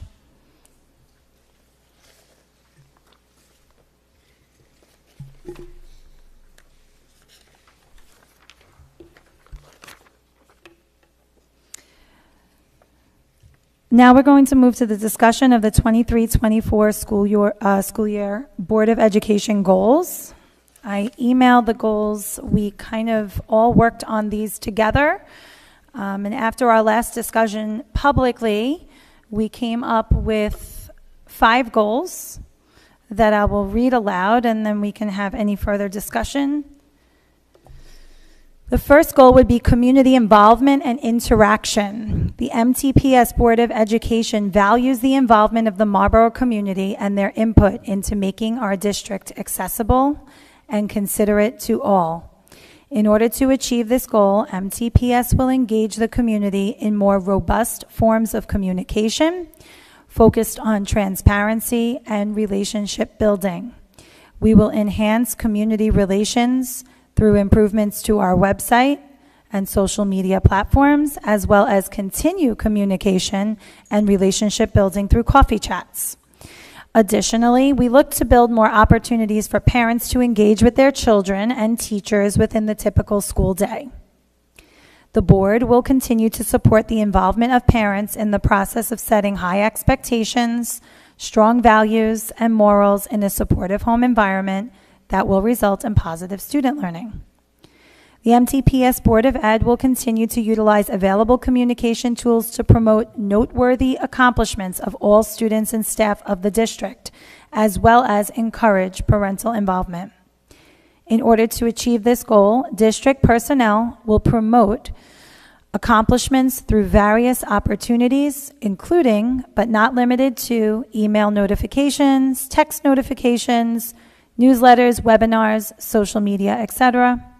The MTPS Communications Committee will seek to improve community interaction by investigating new and innovative ways to connect with the community. Our second goal was student achievement. The MTPS Board of Education will support and advance the learning environments and performance of all students by ensuring high levels of learning be present within our K-8 district. In order to achieve this goal, the Board of Ed will prioritize and focus our efforts on strategic district goals that regularly monitor student performance trends. To that end, they'll hold themselves accountable for improved outcomes, advocate and support the need for improved learning through sustained and consistent progress for students, and a challenging subject matter curriculum and assessment in each content area and standards. The district will ensure that curricular decisions are data-driven and focus on differentiated and individualized instruction, as no one learner is the same. We will cultivate an ongoing learning professional development program and maintain a highly skilled teaching staff. Additionally, the board will annually assess our current programs to ensure that we're meeting the needs of our students and enabling our teachers to deliver high-quality instruction. To ensure continuity and excellence, we'll maintain a process to receive systematic feedback from staff, students, and parents on the educational programs being utilized in our schools, at various grade levels and departments.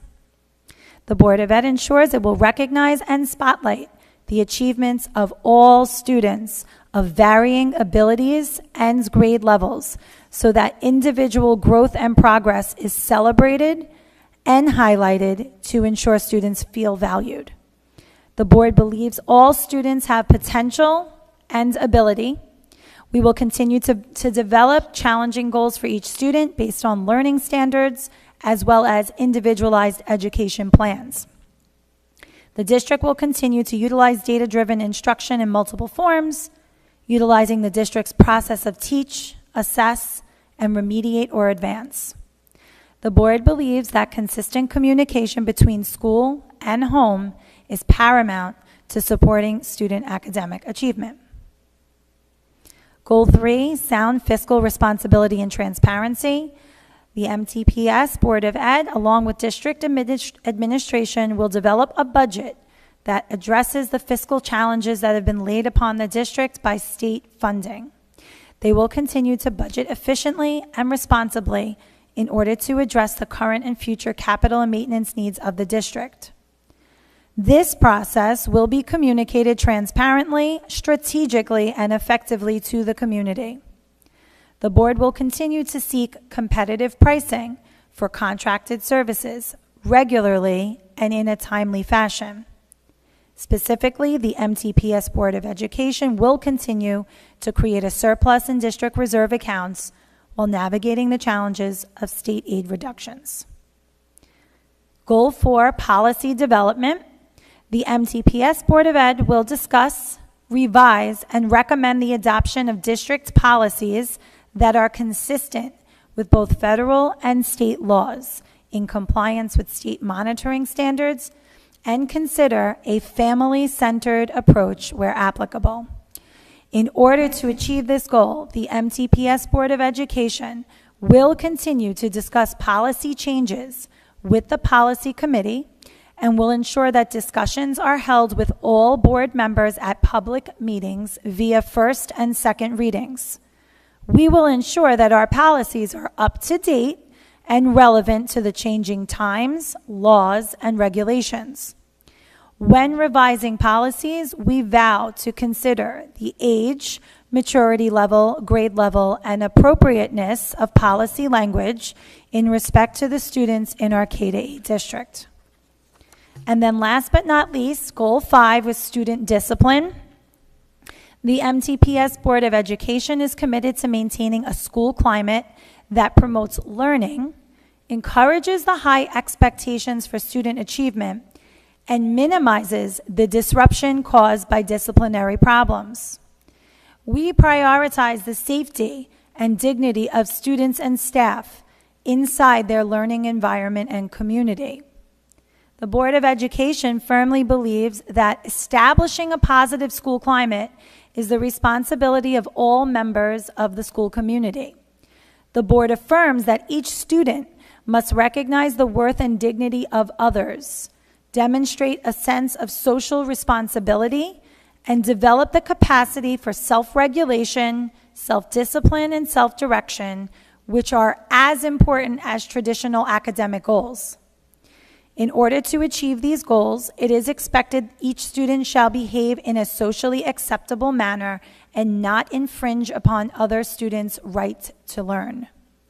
The board will meet regularly with district administration to assess behaviors impacting students within the school, each school, and analyze trends in respect to negative behaviors. To that end, the board will strategize with district officials to offer various programs, initiatives, workshops, and/or professional development to promote a more positive school climate.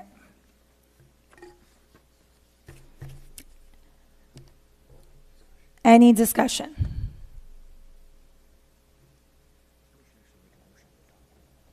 So I'd like to make a motion to adopt our 23 to 24 Board of Education goals.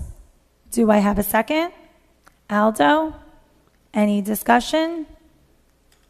I see none. Roll call, Vin. Mrs. Jankowski? Yes. Mrs. Mendez? Yes. Mrs. Piernick, Yes. Mrs. Shrem, Yes. Mrs. Seward, Yes. Mr. Petruno, Yes. and Mrs. Rosato. Yes. Financial and business operations matters. Val, you want to read? Sure. The superintendent of schools submits the following resolutions for approval. 1, transfers. 2, list of bills. 3, travel. 4, harassment, intimidation, bullying, HIB report. 5, acknowledgement of travel dollars spent in the 22-23 school year. 6, PTA, PTO scope, CPAG events. 7, out-of-district placements for the 23-24 school year. 8, approval of agreement, Oxford Consulting Services, Inc.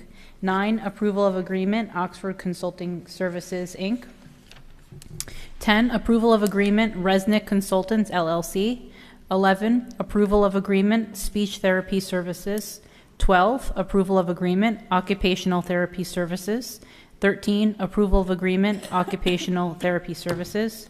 14, approval of agreement, Resnick Consultants, LLC, physical therapy. 15, approval of agreement, Burlington County Special Services School District.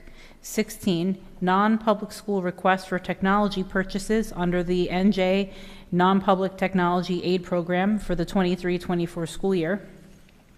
17, non-public school requests for security purchases under the Non-Public Security Aid Program for the 23-24 school year. 18, approval of agreement with the Monmouth Ocean Educational Services Commission for educational services. 19, donation.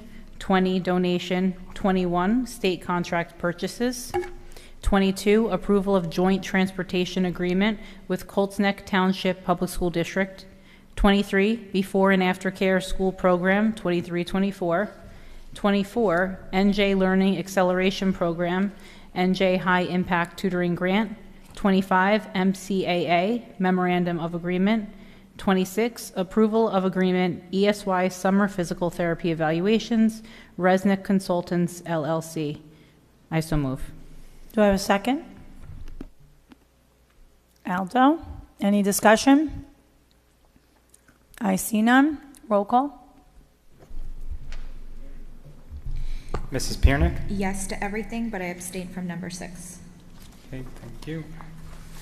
Mrs. Shrem, Yes to everything. I abstain to number 6 and number 20. okay, thank you. Mrs. Seward, Yes. Mrs. Jankowski, Yes. Mr. Petruno, Yes.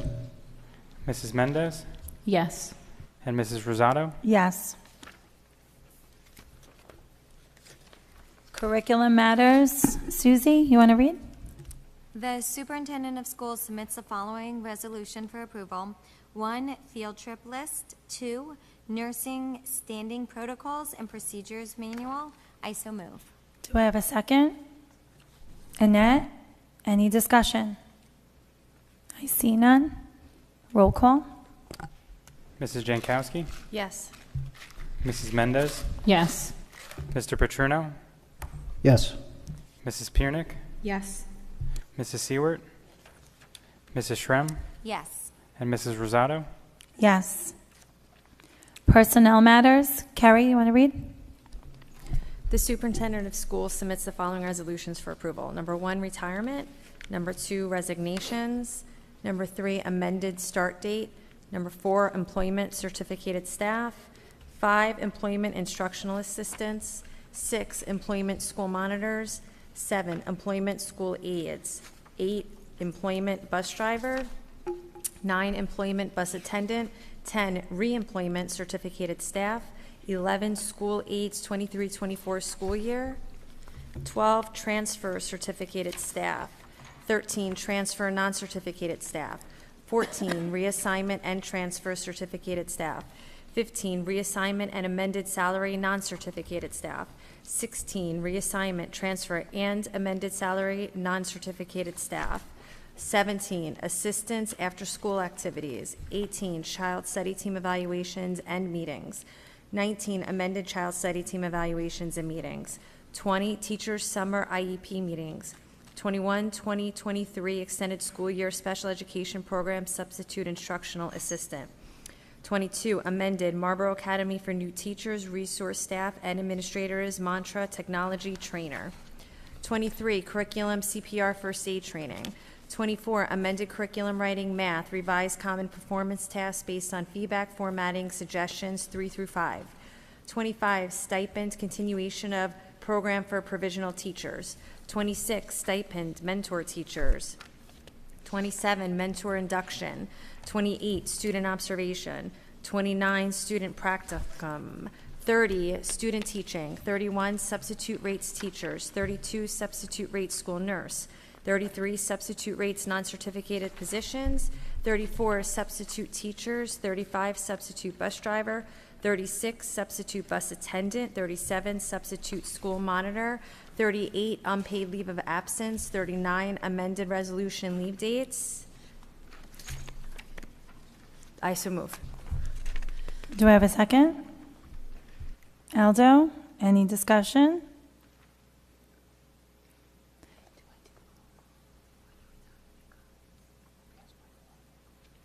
Yeah, he has one. Yeah. Roll call? Sure. Just a correction for number 1, retirement. Mrs. Peter Paul, she was a bus attendant, not a bus driver. So Thank just you. to make that correction. Okay, so roll call vote. Mrs. Piernick? Yes. Mrs. Shrem? Yes. Mrs. Seward? Yes. Mrs. Mendez? Yes. Mr. Petruno? Yes. Mrs. Jankowski? Yes. And Mrs. Rosado? Yes. I believe we have retirement comments? We do. Yes. Retirement comments for Dolores Peter Paul. Mrs. Peter Paul was hired as a school bus attendant on November 1st, 2000. During her 22 years of service, she has proven to be conscientious, proficient, and thorough in her performance of her duties year after year. Her commitment to the well-being of the children on her routes has made her an asset to the transportation department. Mrs. Peter Paul has earned the respect of the parents, children, and her peers throughout her years of service. We hope that her retirement years are happy, healthy, and fulfilling. Mrs. Peter Paul will be missed by everyone in the transportation department. Thank you so much. Enjoy your retirement. And I believe Mr. LaGuardia want to congratulate you on your new role as reading specialist at Dugan. So best of luck to you. You're very welcome. Policy Development and Community Relations Matters. Jess, do you want to read? Sure. The superintendent of schools submits the following resolutions for approval. 1, second readings. 2, first readings. 3, first readings. I so move. Do I have a second? Susie? Any discussion? Val? So just a few things. If you look at second readings, I just want to draw your attention to when you see anything in the 5,000s, that's always regarding students. So to Mrs. Rosado's point about student discipline, code of conduct, and things like that, you'll see a variety of those that we've done in previous meetings as well as these. So anything regarding the 5,000s. If you're ever interested in reading any of the policies, not only these, but if you have questions or you want to bring them to our attention, by all means, go on the MTPS website, and there's all policies there that you can review, you can bring to our attention, you can ask questions, maybe something we didn't look at yet. We're trying to go through all of them, but if there's something out there that you think we should notice, please bring it to our attention. The other piece I just wanted to show you was under number 2 for first readings. And so in this one, these are actually 2 policies that are being adopted upon first and second reading, I guess, if you want to call it that, due to the nature of the policies. So there recently was an expanded sick leave law that was just passed, and so we had to put that in place so it's ready for the new school year, as well as the school threat assessment teams. And so those policies will be out there as well. So they're actually adopted tonight. You can do that at times between first and second reading. And then all of the first reading policies that are there as well. There are some that you may find interesting, such as academic freedom, student records, and so forth. So by all means, if you're ever interested, they're there for you to read. And so thank you. Thank you so much, Val. Any other discussion? I see none. Roll call. Mrs. Seward? Yes. Mrs. Jankowski? Yes. Mrs. Mendez? Yes. Mr. Petruno? Yes. Mrs. Shrem, Yes. Mrs. Piernick, Yes. and Mrs. Rosato. Yes. Liaison reports. Freehold Regional High School District. I reached out to Mr. Messinger, and so they had a meeting, and then their next meeting is not until this Thursday. We've had 2 meetings in between those meetings, so if it's okay, he's going to get back to me after Thursday's meeting, and then I will give a liaison report at our next meeting. Great, thank you. Marlboro Township Liaison. Michael is not here. Oh, wait, I think he has something for me. Never mind. Ignore. I have one. Okay. Thank you, Michael, for providing this for me. Summer rec events continue with Backyard Movie Night featuring A League of Their Own, great movie, on August 24th at 8 p.m. Pop-up summer concert, it will be on August 29th. Last week, Mayor Hornick sent an email announcing that Governor Murphy had signed legislation restoring busing for the Marlboro High School. He said in part, quote, "As mayor, I have no formal governmental role in our school districts, but I will continue to be a strong advocate for our residents' safety, quality of life, and education. I want to thank Assembly Speaker Coughlin and Senators Gopal and O'Scanlan for their steadfast support in ensuring that this bill made its way to the governor's desk," end quote. Last but not least, police are looking for volunteers to work with 180 Turning Lives Around to support survivors of domestic abuse. For more information, email Tina, T-I-N-A-M as in Mary, at 180nj.org, or see the flyer on the town website and emails.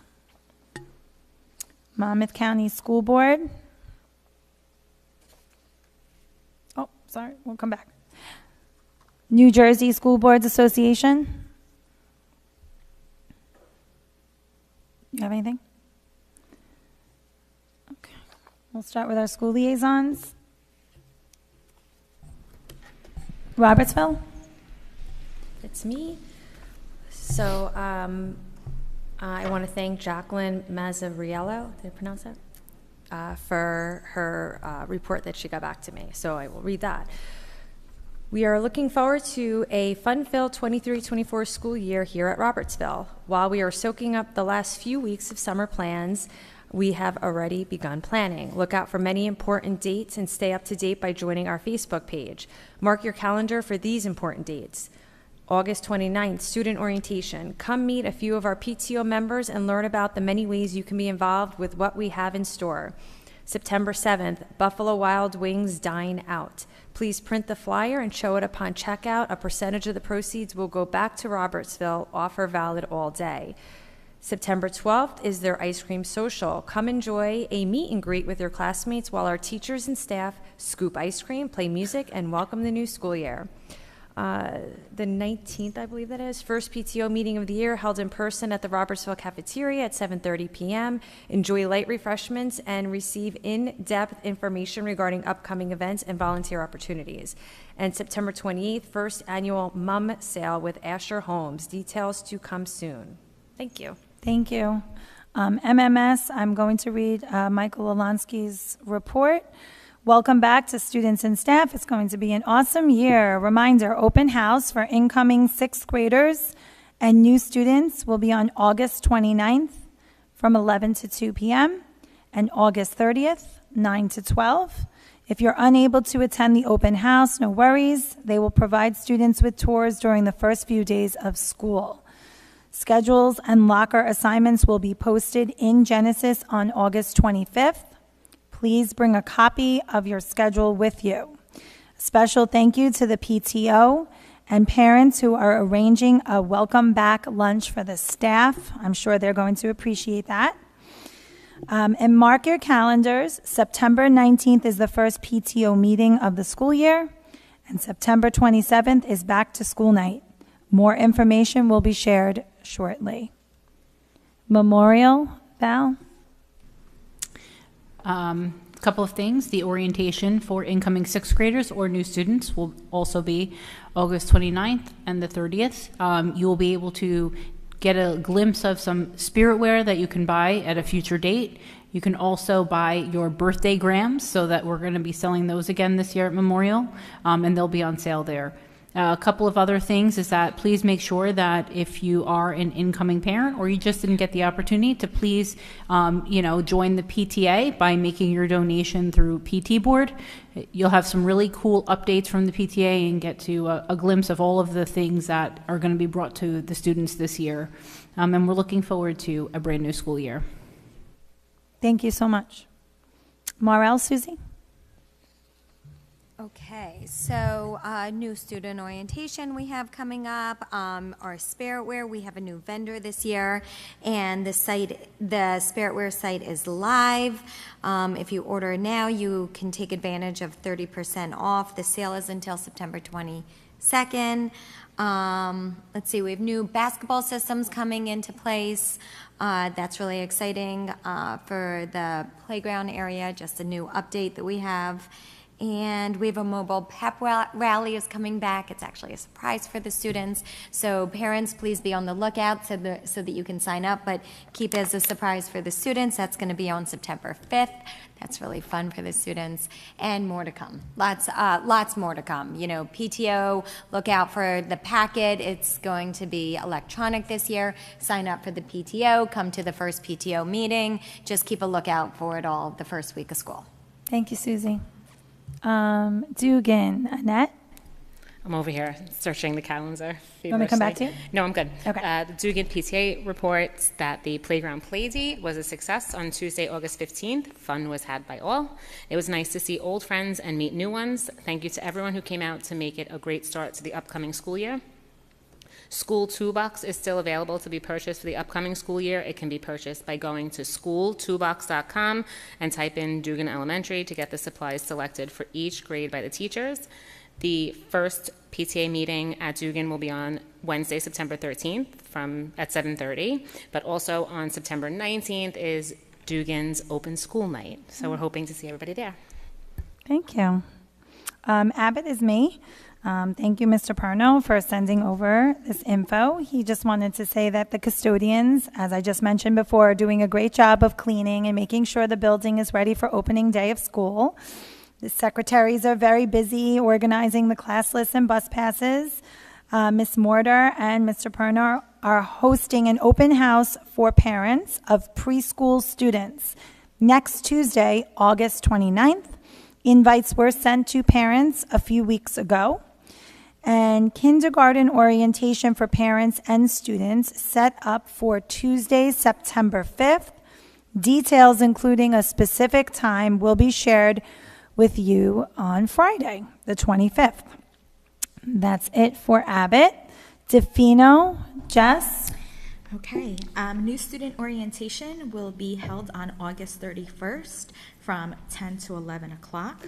Kindergarten orientation will be held on September 5th at 10 a.m.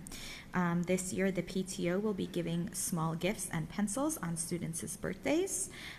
You can also register for the Dolphin Dance on September 22nd at defino.ptboard.com. You can also look at the supply list and or buy the supplies you need at defino.ptboard.com. Back to school night for Defino will be held on October 5th. They are also selling the Route 9 shopper card on their PT board, and any and all donations for Stock the Fridge for the teachers will be accepted through the year. Thank you. Asher, Aldo? I didn't get a chance to get get in contact with Miss Silmia, but I do have the update from the PTA, and they have all of their upcoming events listed at www.asherhomes.ptboard.com, and you can also find them on social media, on Facebook for Asher parents and PTA. If you are a parent, you can answer the questions and join the group. Thank you. Thanks. Scope? Scope is looking forward to meeting with Mrs. Tyrone tomorrow, August 25th, 23rd, to collaborate for the upcoming year. Scope will also have a fall event and meeting schedule posted soon. Thank you. CPAG? The CPAG page on the MTPS website has been updated now with contact information and other cool facts. So if you want to take a look at it, I think you'll get some great information. Thank you. Old business? Anyone have any? New business? I see none. Public comment section. Benny, anyone signed up? Nope. Put in. Oh. Before we start, please just, I know you know the drill, but please state your name and address, and please keep the comments to the board in 3 minutes, and then we will answer afterwards. No back and forth, please. Thank you. I definitely know that. Ashley McCormack, 16 Riley Road. You all know I've been coming faithfully for over 3 years. I've only missed one board meeting when I had surgery, and my husband had to pry me out of the car the night of surgery because he was like, "You're not going to the board meeting tonight, honey." But I just wanted to say that in all of this time, I have never heard goals that were so thoughtful and put so much time into. You can tell, I mean, they mean something. They are measurable. They are sincere. And I know I've said this a lot, but you guys are doing a really good job, and I appreciate it as a Marlboro mom. It means a lot. So thank you for your dedication. Kind of like I said in my email this morning. That's it. Thank you. Thank you so much.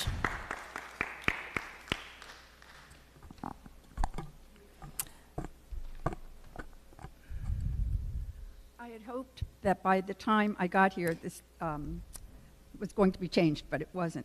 It's about the amended start dates for 4 of your special ed teachers.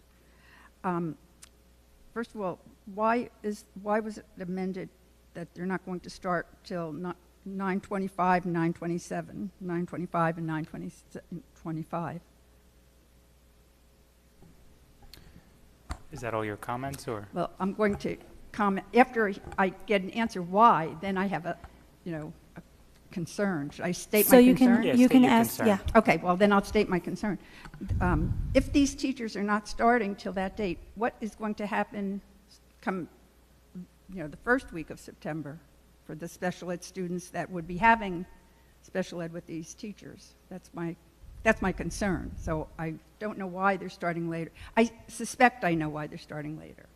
But I want to know how you're going to give access to the children that need, these are the most fragile of your population. So how what's going to happen? That's my questions. Okay. Michael? Sure. And Mrs. Tyrone, we'll tag team this one. So I'll answer the first part of the question. So teachers, typically districts are different, but a typical teacher contract is a 60-day provision in their contract. So when we're hiring staff in August because of need and availability, we would hope that school districts release teachers. It's probably, if you're looking at just what's good for students, the best thing for that school district is to release, and the best thing for us is to have that teacher start day one. But there are things that prohibit that from happening, right? So maybe on the other end, the school district is unable to fill those positions, so they have to retain that staff. So that's why the provisions are in their contract. Right. So legally speaking, we can't force we can't force a start date prior to the contract provisions. That's essentially what we're dealing with these staff members. Mrs. Tyrone, maybe you can shed some light on sort of the bridging the gap until that date. Did I push it correct? Can you hear me? Okay. So we're aware, and we're working to make sure that we have certified special education staff in the appropriate places. We're able to cover those classes with special education teachers, so they're not going to have the concerns that you have. They will have the teacher. Unfortunately, it wouldn't be the teacher that they will have for the school year, but all of those teachers have already kind of done professional development in the district. They've already been in their classroom setting things up. They're already trying to get as involved as they possibly can. I believe 3 out of the 4 teachers will be here on the 1st and the 5th, so they will be in the buildings. They are taking time to be here. So I think that they're doing everything that they possibly can, and we're going to do our best on our end to make sure that these students are getting everything that they need.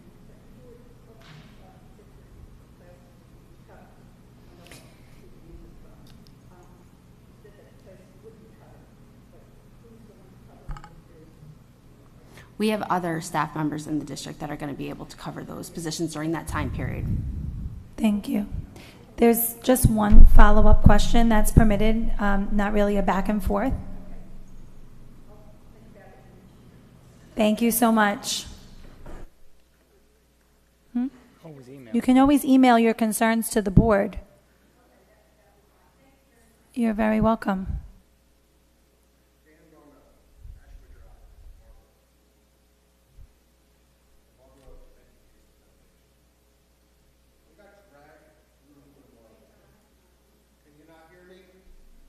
I can hear you, but I'm not sure if everyone from home can. Okay.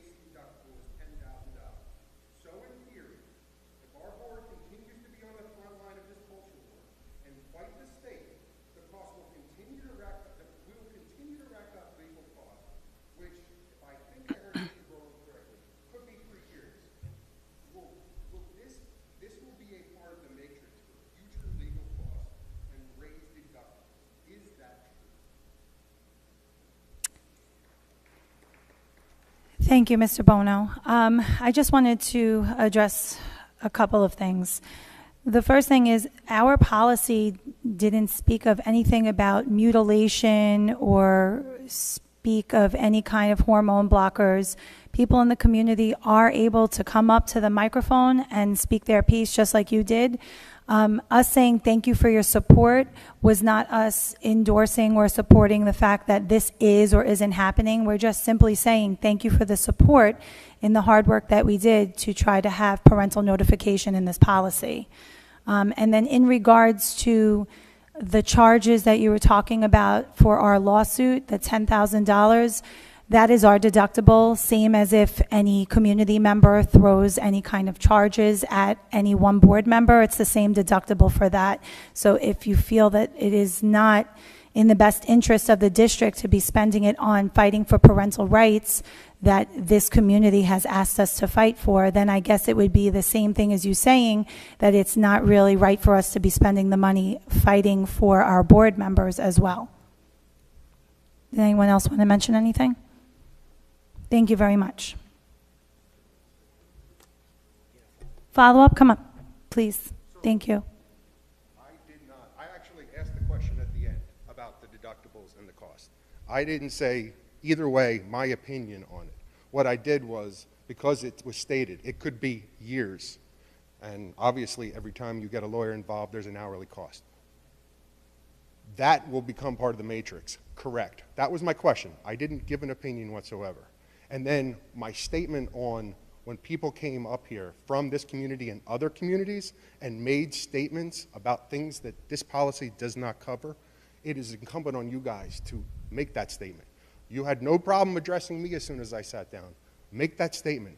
Explain to the people that got up here from other communities that this is what the story is. We don't mention these things, and they're not mentioned for a reason. So that's what I was trying to get at. So I think you misunderstood me. I wanted to correct myself. I appreciate that, but I don't think that our policy did. Yeah, just a few things. No.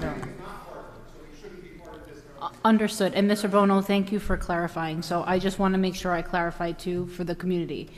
The policy is there on the website. The old version that we reverted back to is there. The other version, if you were looking, was in previous board meetings, and now that policy cannot be put in place.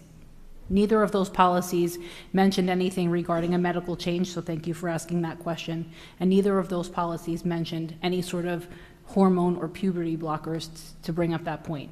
I understand at times people from other communities, as well as this community, come up and ask questions or just give their thoughts and opinions. So to clarify, I just want to make sure that you understood that, but the policy is there for all to read. I also gave a couple of presentations on the policy to make sure that we all understood what the policy included. But again, happy to clarify anytime people want to ask questions. Thank you. Just from the monetary standpoint, Mr. Bono, so the insurance company has stated we have a $10,000 deductible for this case. So we have to pay up to the $10,000, and after that, it should be covered. As far as insurance premiums go, they get adjusted and raised every single year based on buyer claims experience. So, you know, there's a lot of claims that happen within the district that could affect your premium. They never pinpoint exactly what they do, but, you know, we always face to see increases regardless of what case it may be. So. Thank you, Vinny. Alto? Yeah, also, I mean, just to add to what Vinny was saying, we did look at the insurance pretty deeply this year when we went out for RFP, and you know, even despite the size of the district, the number of vehicles, number of employees, everything, I gotta say I was actually pretty surprised at like the favorable insurance rating that we do have, and you know, the policies that we do have in place. So you know, I'm not really sure about the matrix, but it's, you know, we're in a good spot, so it's really not I don't think it'll have a major impact, but thank you. Anyone else from the community would like to speak? Mr. Grant?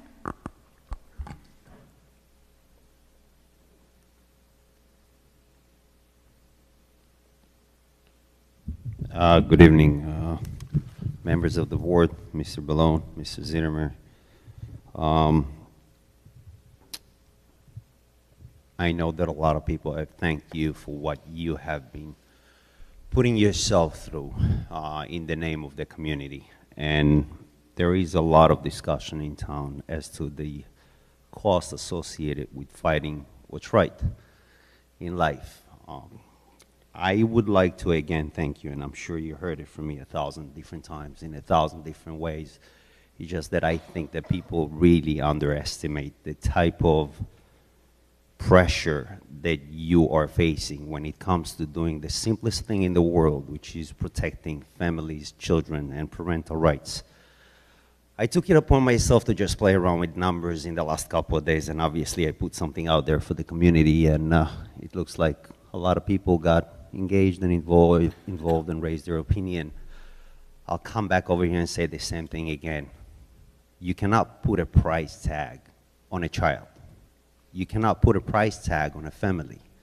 You cannot put a price tag on a parent's relationship with a child. Based on my numbers, and I did have a minor mistake in my post, but based on my numbers, we're right under $100 million a year worth of revenue and expenses in this school, where every child is equal to a dollar amount, which is funny, of right under $20,000 worth of investment per year per child, which I believe if we had to invest $1 million per child, it's fine with me. I couldn't care less. It's our children. Whether it's $10,000, $50,000, $100,000, or $10 million, there should not be a price tag of what it takes to protect a child, a family, and a parent, and especially the relationship between them. It's literally pennies, and I really, really, really appreciate every sitting person in this room. Thank you so, so much. Thank you. Thank you very much. Would anyone else like to speak?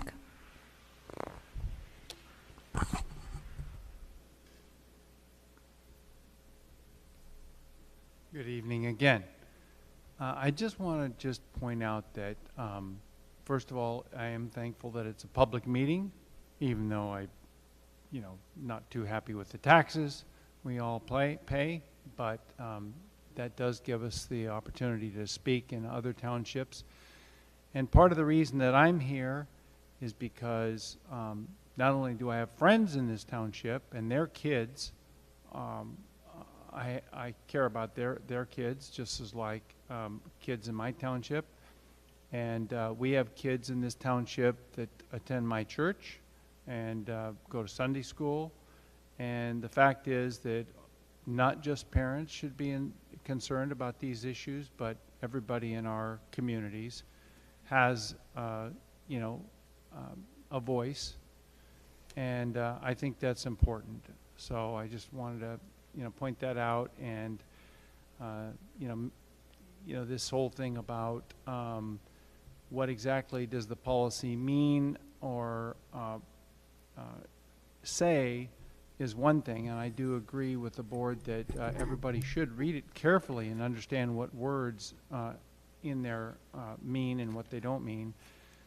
But the other question, instead of talking about sex changes, it would be to understand and ask, what are the implications of allowing children to have autonomy from a parent and to be able to choose their identity that they're most comfortable with, which is exactly what Policy 5756 says in the definitions, and that it may vary from school district to school district and state to state, but generally speaking, we are at the place now where children are being allowed to not only choose their gender identity, but to begin a path towards transition or affirmation of the gender identity, starting with counseling and in some cases very easily and quickly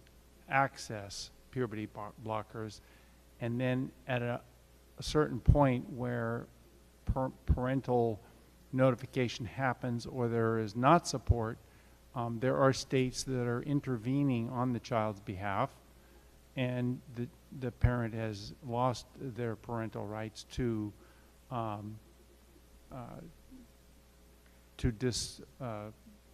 stop children from that process. So it can be very serious, and that is why parental rights are so important, and to decide what's the role of the school, what's the role of the parents and the government. Thank you. Thank you. Anybody else? Sure.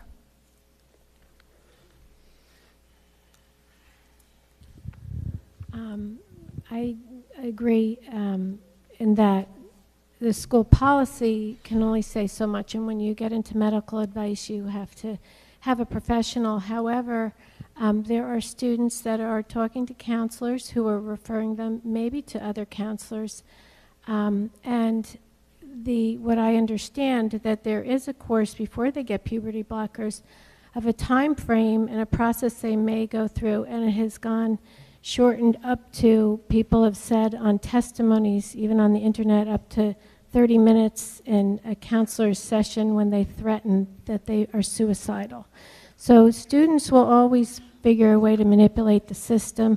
It's not the way that it should be, but there are students that are transgendering and having surgery at 15 years old, and that's where these ideas are coming from. Some of the surgeries are performed at Planned Parenthood, and if you look back on students not having to have parental approval to have surgeries for abortions and things like that, that's the way the law is leading, where these things could still be under the radar for parents, and that's the fears, I think, that I would have as a parent, that this narrative that's been created and we have seen in documentaries of real life people testifying to this, and where were the parents, because I was only 13 and 15 when I made these decisions. I had surgery at 15. And so I think that's a big concern, that these, if they do have access to these medications, that it will stop. They're only children, and we're saying they're only children. They shouldn't really, they aren't able to make these life change decisions when 88% return to their birth gender by 18. So it is a parental right thing. We pray that it doesn't happen, but the narrative does lead to these things. And when people are closing their eyes and not, addressing the issues and allowing parents to be parents, those things can happen. Thank you for listening. Thank you very much. Anyone else? I motion to close public comment. Do I have a second? Carrie, any discussion? I see none. All in favor? Any opposed? The ayes have it. Executive session resolution. Be it resolved that in accordance with the provisions of the Open Public Meetings Act, the Marlboro Township Board of Education shall conduct a closed executive session pursuant to the exception prescribed by NJSA 10:4-12 for the purpose of discussing matters of attorney-client privilege, matters of negotiations, MTEA, confidential student matters, and litigation. It is anticipated that the length of time of this executive session will be 60 minutes, and no action will be taken in public after the executive session. Be it further resolved that the minutes of the executive session will be released when the need for confidentiality in accordance with NJSA 10:4-12 no longer applies. Any discussion? I see none. All in favor? Any opposed? The ayes have it. Have a great night. Thank you.